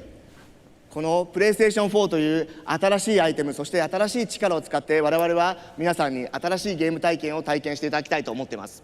So we're hoping that the power and technology behind the PlayStation 4 will bring us all sorts of brand new experiences. Thank you very much for listening to our presentation. Thank you. Peace. Thank you. Thank you very much. Oh, sorry, that's Thanks bad. very much, Honda-san. Domo. Arigatou gozaimashita. Footage looks remarkable and brand new IP.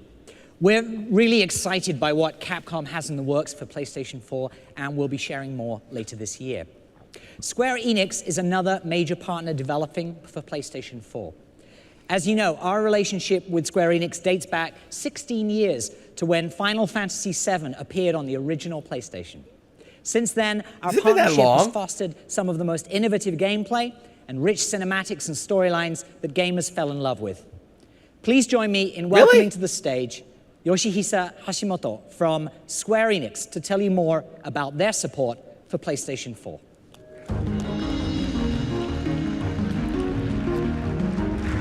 Wasn't Square Enix like a French company? Hi everyone, good evening. My name is Yoshihisa Hashimoto. I'm the Chief Technology Officer of Square Enix Japan. Oh, for Japan, It's a great pleasure to be present at the announcement of the PlayStation 4. This is a historical event for the game industry. And I'm truly honored to be allowed to give a demonstration in front of you all. Today's demo isn't a game, but rather a real-time cinematic demo running on PlayStation 4. This cinematic was created using Luminous Studio, Square Enix's state-of-the-art game engine. I believe it will give you a taste of the game experiences that will become possible with the next-gen capabilities of the PlayStation 4. Without further ado, please enjoy. All right, so what are you showing me?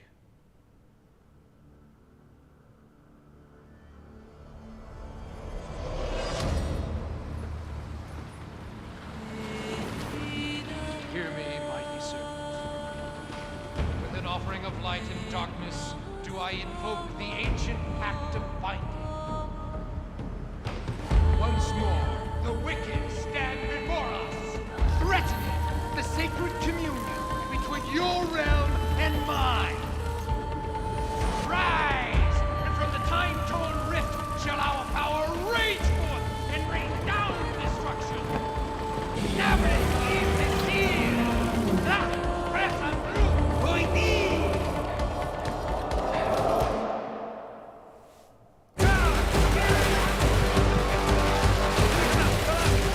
Uncharted 4 Abu Dhabi.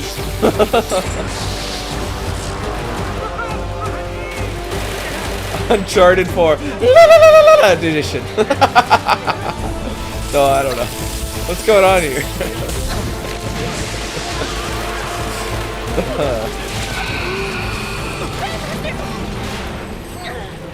This isn't a game, but it looks like one.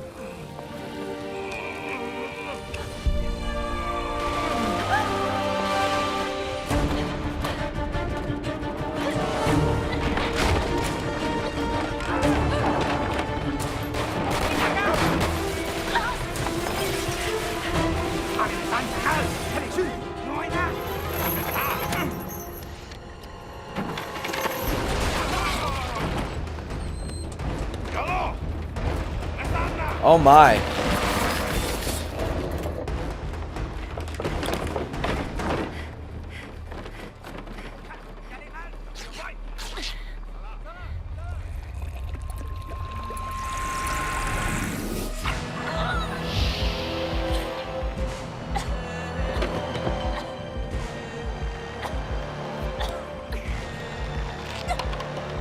Wow.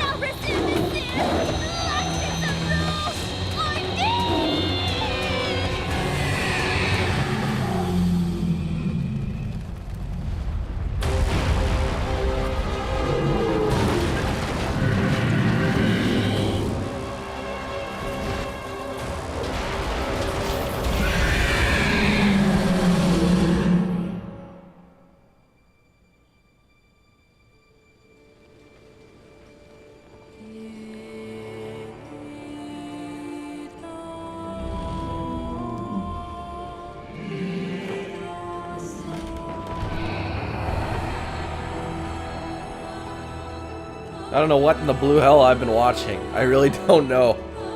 It's like some Wizard of Oz, like Arabian shit. Like, it's gotta be next JRPG. It's just showcasing the engine, but looks like an upcoming title. Thank you. This is the level of quality that Square Enix is targeting for our next generation titles. The PlayStation 4 is a multifunctional, incredibly powerful gaming platform. Its CPU and GPU processing power are extremely high. And it has massive amount of memory, and even has wonderful social features. And the development environment is excellent, flexible, and super easy to use. In short, it's a game developer's dream. Thanks to the PlayStation 4, the possibilities of gameplay experiences have been greatly expanded, and players will be enthralled by the new generation of gameplay that will appear on the PlayStation 4. So my part is ending, but we have one other piece of information to share with everyone. I'll give the floor to the other Hashimoto to tell you about it. Well, Mr. Shinji Hashimoto, please take it away.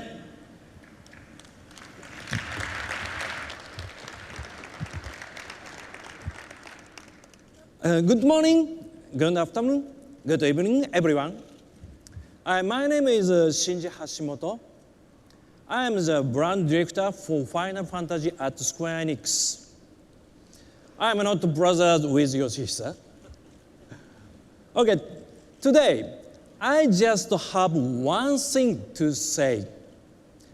On the occasion of this presentation by Yoshihisa of the Luminous Engine, and the announcement of the PlayStation 4 from Sony Computer Entertainment, I would also like to announce that we are preparing for development of a Final Fantasy title.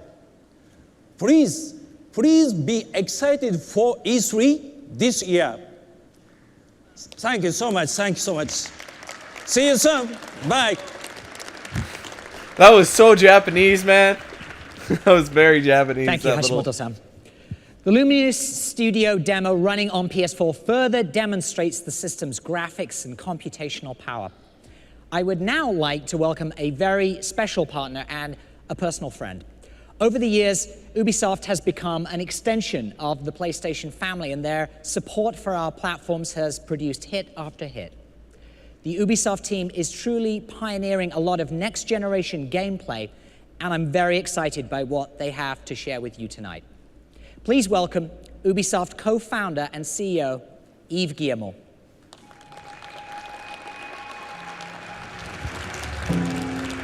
Thank you. At E3 last year, I asked you all a question. Who really controls our cities, our information, and our lives? Thanks to PlayStation 4 and our next-gen titles, Watch Dogs, we have the answer. It will be all of you. Next-generation games blur the lines between the real and virtual worlds, more than ever before. Ubisoft development teams have been hard at work with the PlayStation 4 to make gaming experiences that are more connected, more immersive, and more interactive. We are creating games that will be played anywhere, anytime, across many different devices. Games that will bring friends and gaming communities closer together and let you collaborate to achieve amazing things. Games that are tailored to match your interests and can quickly adapt to all your needs. And we are using the PS4's quantum leap in power, graphics, and AI to construct deeper, richer, and more believable games. Players are going to be super excited by the PS4, and this platform will bring millions of new customers. Now, to give you an example of the kind of connected, immersive, and interactive experience, please welcome Jonathan Moran to tell you more about Watch Dogs. This game looks epic. I can't wait for this guy. Thank you very much, Yves. Hello, everyone. Finally back on stage to talk about Watch Dogs. Hyperconnectivity has changed us. It started with computers, mobile devices, and then we all got one of these. Everything about a BlackBerry X10 or Z10 or whatever it is. I love are on this phone. What? Now, what's the next step? BlackBerry plug? Smart cities. I'm not BlackBerrying, by the way. A system that manages entire cities to solve complex problems.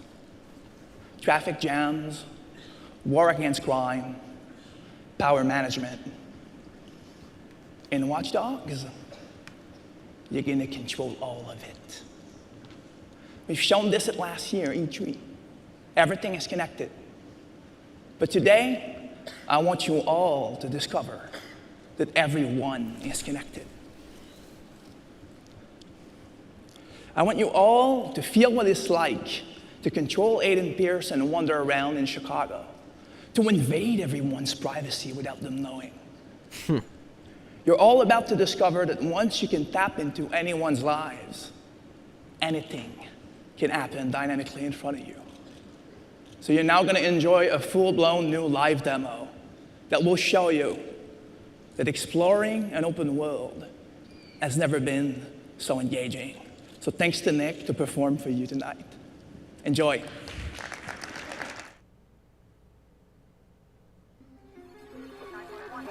This gameplay demo made me shit my pants. This was some crazy stuff, man.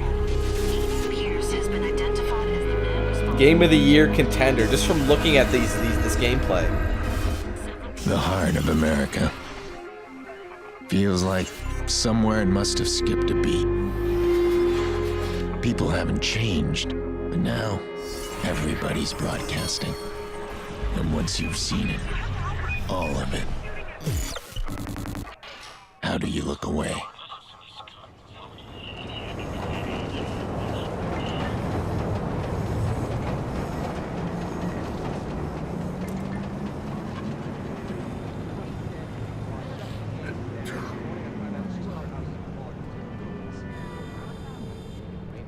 Like, you can look at every single person's, like, history, basically, just from this demo you could tell. I think that's so awesome.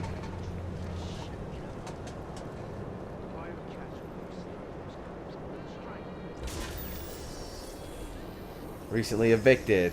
Housekeeper. No income. He's a war vet.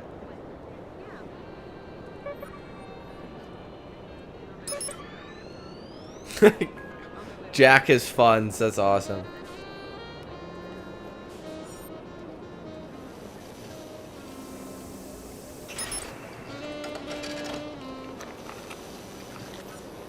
Jeez.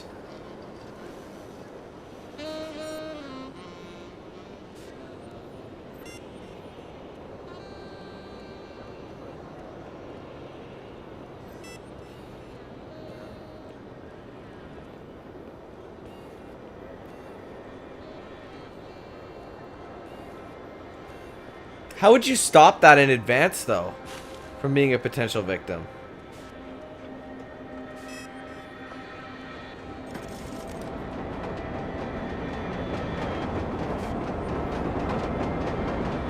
I want to talk to you.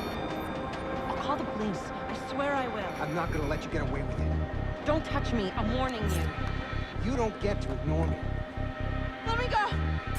You think you're so special, huh? Oh, don't. Oh. Fuck off!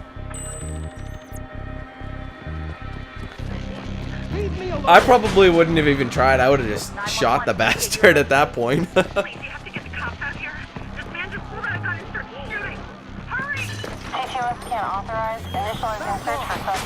See, I saved your ass, and then she like, I did.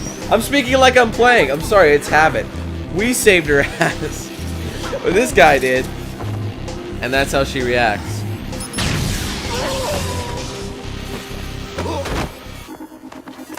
Put out an all-call squad. We're on this suspect. Over.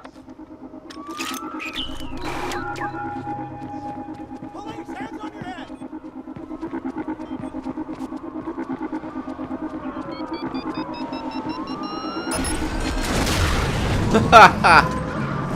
Brilliant.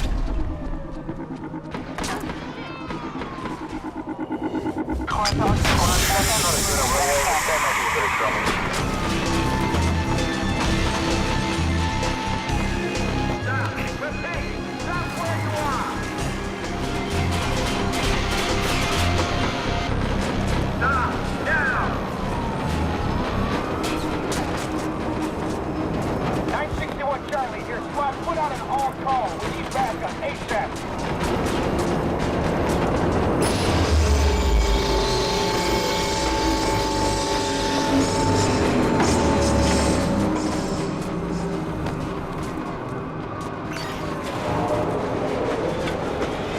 Imagine doing all this from a single cell phone.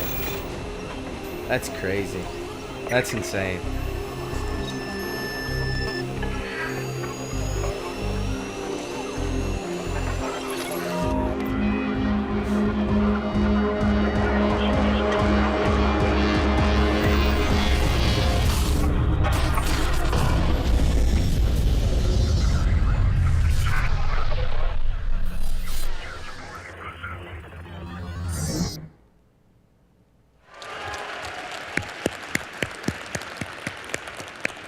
Pretty good reaction for Thanks, that game. Jonathan and Eve. Watch Dogs on PlayStation 4 will be an amazing experience, and we have much more to share with you later this year. There's another partner I'd like to invite on stage tonight to help illustrate the tremendous support we have for PlayStation 4. This iconic developer is known for making some of the most immersive and creative games anywhere. And this is not only the first time they've been on stage for PlayStation, but the first time they've been on stage for any console. It's my pleasure to introduce Senior Vice President of Story and Franchise Development from Blizzard Entertainment, Chris Metzen. Blizzard?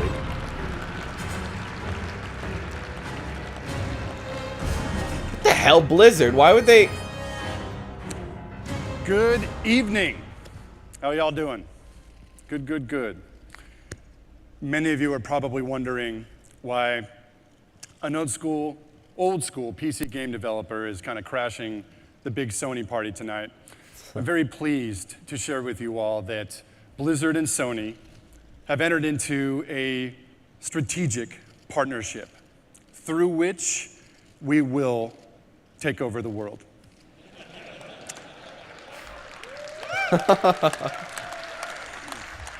Oh, if it were that easy. You know, one of the things that people don't really know about Blizzard is that we actually got our start as a console game development shop. You know, we cut our teeth on making games like Lost Vikings, Rock and Roll Racing, Blackthorn. Thank you. Old school. You could say that console game development really is just in our blood. We're very, very passionate about it. And all these years, we've really played on the PC side of the street. We have held a deep desire to get back into the mix and to bring console players, you know, some of the home-cooked, you know, imagination and adventure that we love to develop. The trick was always going to be How? How do we do it? We spent a lot of time thinking about which of our franchises, could translate to console, which, if any, of our game products could make the jump while still maintaining their accessibility, their playability, their ease of use. We know, in partnership with Sony, that we have our game. So I'm very pleased tonight to announce the game that Blizzard Entertainment will be bringing to the PlayStation 4.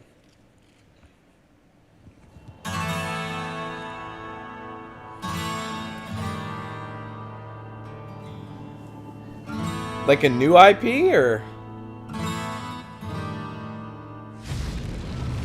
Oh, God. Why would they do Thank you. Oh, God. Diablo III will be available for the PlayStation 4 as well as the PlayStation 3. Actually, right now, we have a version running on the PS3. It's amazing. It runs well. It looks great. We have painstakingly optimized our control schemes, anywhere from the entire user interface of the inventory system to player customization, even direct control over your player avatar. So, if some of you have played on the PC side, you're not mashing your mouse into your desk. Diablo 3 has really never been easier to play. One of the really fun things about this version of the game is we've developed a 4-player co-op mode that's full screen. You can kind of sidestep all of the split screen shenanigans. If one of the group decides to run back to town, it's just kind of a smooth, seamless play. You can play with your 3 best friends on a couch. It was kind of one of our standby lines. One couch to rule them all. To try and, one way or another, translate some of our gameplay experience from perhaps your home office to the living room. So we thought that would be very, very cool. Coming up, I think in the coming months, we're going to formally debut the game. We're going to have some video. We're going to have playable demos of the thing. We're going to answer all of your questions, I believe, at PAX East. So keep your eyes and ears open for that. We can't wait to show you how this thing looks. It's just been amazing to watch it come together. So I guess I'll keep it short and sweet. I thank you all for your time. We're very excited about this product. We're very excited about our partnership with Sony and what the future has in store for us. Hopefully that's world domination. So again, thanks guys. We appreciate the time being here and just to be here for this amazing event tonight. The PlayStation 4 is looking killer. We hope to see you all adventuring across the darkened fields of Tristram very soon. So thanks again, guys. Have a great night. Why would you bother bringing Diablo 3 to a next-gen console? If people really wanted it, wouldn't they buy it on PC, which they royally screw people on PC too? Now, there's one more partner I'd like to invite on stage tonight. This publisher is known for making not just some of the biggest video games on the planet, but some of the biggest entertainment franchises in any medium on the planet. They are one of the driving forces behind turning video games into mainstream popular culture. It's my pleasure to welcome to the stage the CEO of Activision Publishing, Eric Hirschberg.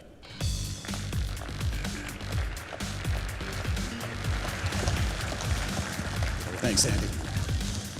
Thank you, Andy, for the kind words. But of course, we couldn't do what we do without companies like Sony building incredible platforms like the PS4 that have brought interactive entertainment into the living rooms of hundreds of millions of people around the world. Activision has supported every single one of Sony's platforms and has created some of the most iconic hits on each and every one of them. And our commitment to the PS4 will be no different. We plan on supporting the PS4 with multiple blockbuster titles from our best developers during the launch window. And we're looking forward to sharing more with you in the coming months. But what I can tell you, though, today is that our developers and our technology teams are uniformly really excited about how Sony is approaching the PS4. We're excited to be a part of bringing the next generation of great games to the next great gaming platform from Sony. Now, there is one developer in particular who we're working with, who we think has been absent from the PlayStation Nation for too long now. And we thought, what better way for us to show our support for the unveiling of the PS4 than to bring PlayStation gamers together with one of the best developers in the world that you haven't been able to play on a PlayStation for over a decade. And of course, I'm talking about the one and only Bungie. Right, their new game.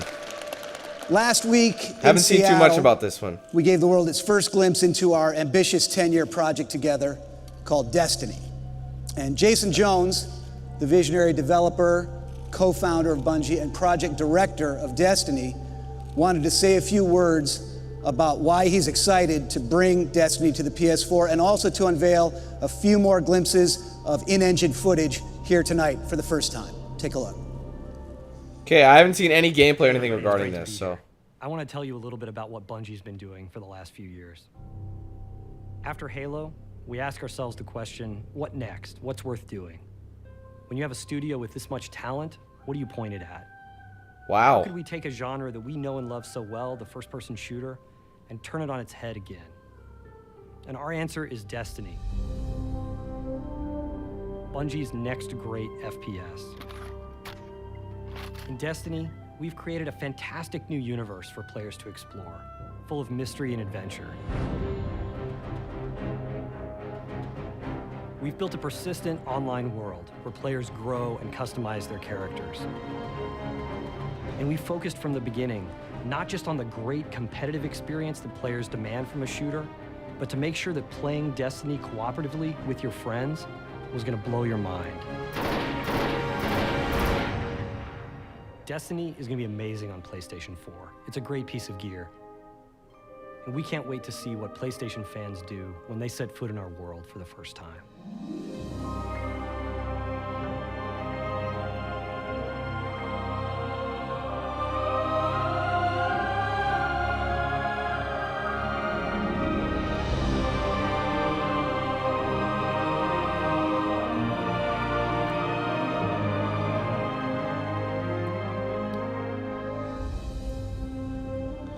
Looks kind of interesting. Nice looking game. I'm not too sure. Thank you. That makes 2 Jason Jones sightings inside of a week, so you'll hear from him again in 2025. Destiny is an ambitious project. It's what we're calling the first shared world shooter. It's something we're putting a lot of creativity and resources behind. We're very excited to bring it to the PlayStation 4. And to tell you a little bit more about it, it's now my pleasure to introduce some of the key leaders at Bungie. Andreas Jenkins, John T. Barnes, Marty O'Donnell, and Bungie's president, Harold Ryan.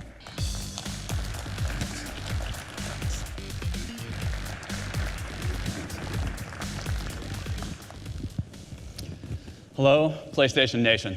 When Bungie became independent, we were really excited about bringing our games to a bigger audience. Our partnership with Activision, and now Sony, will allow us to do just that.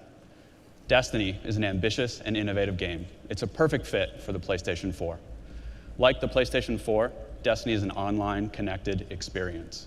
Like the PlayStation 4, Destiny lets you access the content you love from multiple devices. And like the PlayStation 4, Destiny is designed to entertain you for years to come. It's Barack We're proud to Obama. announce today that at the launch of Destiny, both the PS4 and the PS3 versions will be available. And even better, we'll be creating exclusive, playable content just for the PlayStation community. We look forward to sharing more details with you in the coming months. And from all of us at Bungie, thank you very much.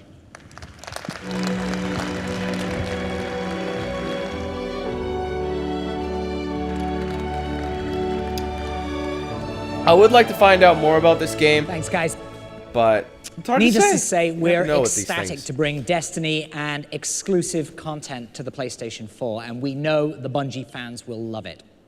To all but of Bungie you who fans have are on joined us Xbox. today, whether in the room or via live stream, thank you so much for being here.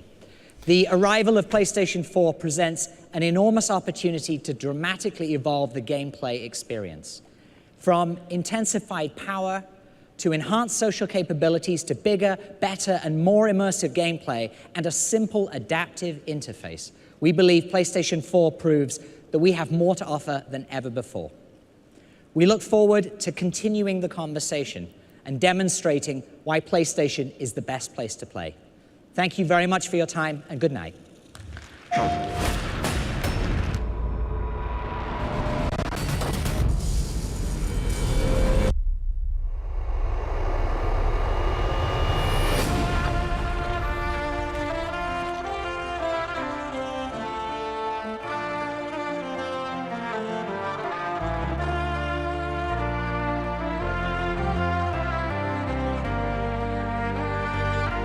trying to create are things that people have never experienced, magical moments that they're going to remember for the rest of their lives.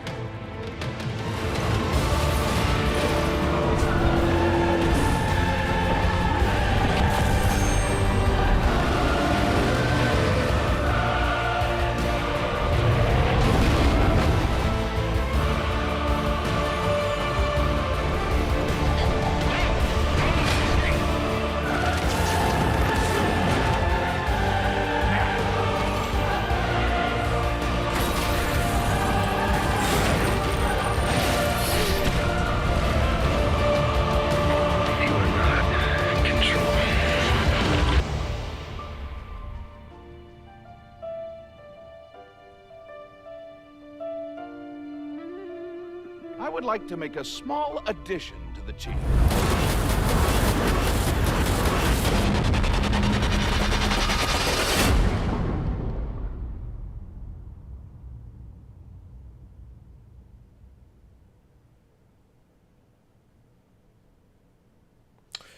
Okay, that is it. We have just finished watching, well, at least that's the first time I've ever seen that in full, instead of bits and pieces. In regards to the PlayStation 4 live stream that they had going on for the, the announcement, I'm going to give you guys some closing thoughts on the entire event, what I liked, what I didn't like about it, and so on and so forth. Dominantly what I liked, a few of the games really that I particularly like. Obviously, number one, definitely Watch Dogs. I'm really looking forward to Watch Dogs. That game looks amazing. Driveclub kind of piques my car side because I love cars. Although some may argue it's a lot like Gran Turismo. We'll see. Like, we don't have too much knowledge on these games yet. This is very early stages. The fact that, like, what Quantic Dream has been able to do, I've always been a fan of Quantic Dream because their games are crazy immersive, at least from what I've seen and enjoyed myself. So that's something I'm looking forward to. I can't wait for Beyond Two Souls. Is that going to be a PS3 or PS4 thing? I don't know. Maybe some of you may know, but I'll have to do some research to see if what it's actually going to be on. But a lot of the games are what I like to look for, and the quality of the games. Judging from the specs of the console, hopefully it should be able to actually provide a legitimate full quality game. Although a lot of people are going to argue, and I'm sure a lot of people have already made this argument, you can spend this money on this PS4, or you can just pimp out your PC that could probably do way better. And I don't doubt that it can. Hell, my PC's got 8 gigs of RAM in it. That's revolutionary. I mean, I've seen PCs like gaming rigs that do unbelievable things, and the quality of the pictures just insane. But you gotta understand, for a console that is somewhat, well, at least I don't know if necessarily at launch, but upon in terms of a budget, a console's way easier to get up and grab than a PC is to build. Like, let's be honest here. PCs are very, very, let's say, sensitive. Because, and not only that, but the market between PCs and consoles changes so quickly with PCs. Like, my PC is probably outdated, even though I just got new parts for it, like, last month.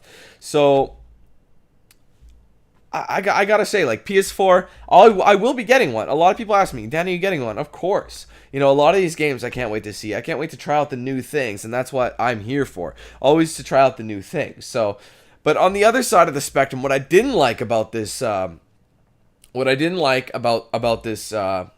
conference was they showed very little actual console. Like, they just showed the controller and the fact that they have integrated motion control. Again, who needs motion control? I just told you I unplugged my Kinect because it was more of a nuisance than anything else. So they have a motion control. While the controller looks nice, like, hold on. The controller in relation to the current PS3 controller is very similar with a few additions. Like, this area is now a touchpad. Apparently the buttons are a little crispier. They're not as soft. So apparently you're going to have a little better response. You have the ability to share your gameplay and whatever to your friends. The fact that you can kind of post real-time gameplay and your friends or whatever can watch you. I don't know if you're restricted to a 100 character friends list. That would be kind of stupid because you wouldn't really be getting your content out to everybody. Like, for example, I'm a creator, so I have a larger following on YouTube. If I could get all of my fans to follow me at once and watch what I'm doing and give direct hints, it's like doing a live stream while I'm recording. And for those of you who don't watch the live stream, they'll still get it anyway. So, which is something I'm considering doing, new live stream content. Only problem being with, what is it? I was just on the damn thing. Is it Ustream? Is that the website Ustream?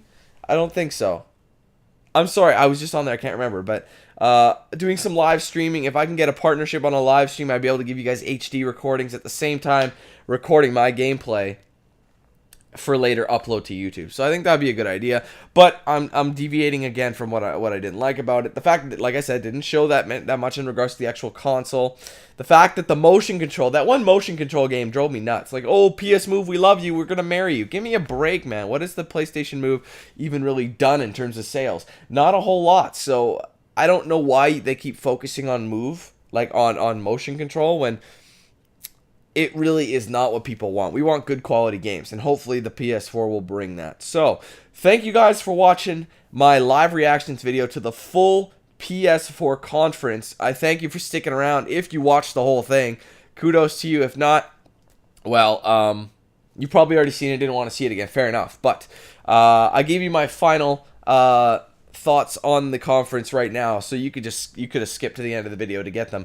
But anyways, guys, I'm done. Thanks again for watching. Hope you enjoyed this video. Hope you enjoyed my reactions and my thoughts about it. I'd like to hear more. I'll keep you guys posted with what I think with new stuff as it comes out, as I'm now posting trailers and things like that. I'll keep my ear to the ground, and I could always use your guys like know-how about the gaming community. In case I don't know of something, you can bring it to my attention, and I'll cover it or take a look into it further detail, and so on and so forth. So thanks, guys. Take it easy. Have a good one. We'll see you for some more gameplay very soon, and hope you enjoyed this conference with me. It was a rather interesting way. I've never done something like this before. So take it easy, guys, and we'll see you next time.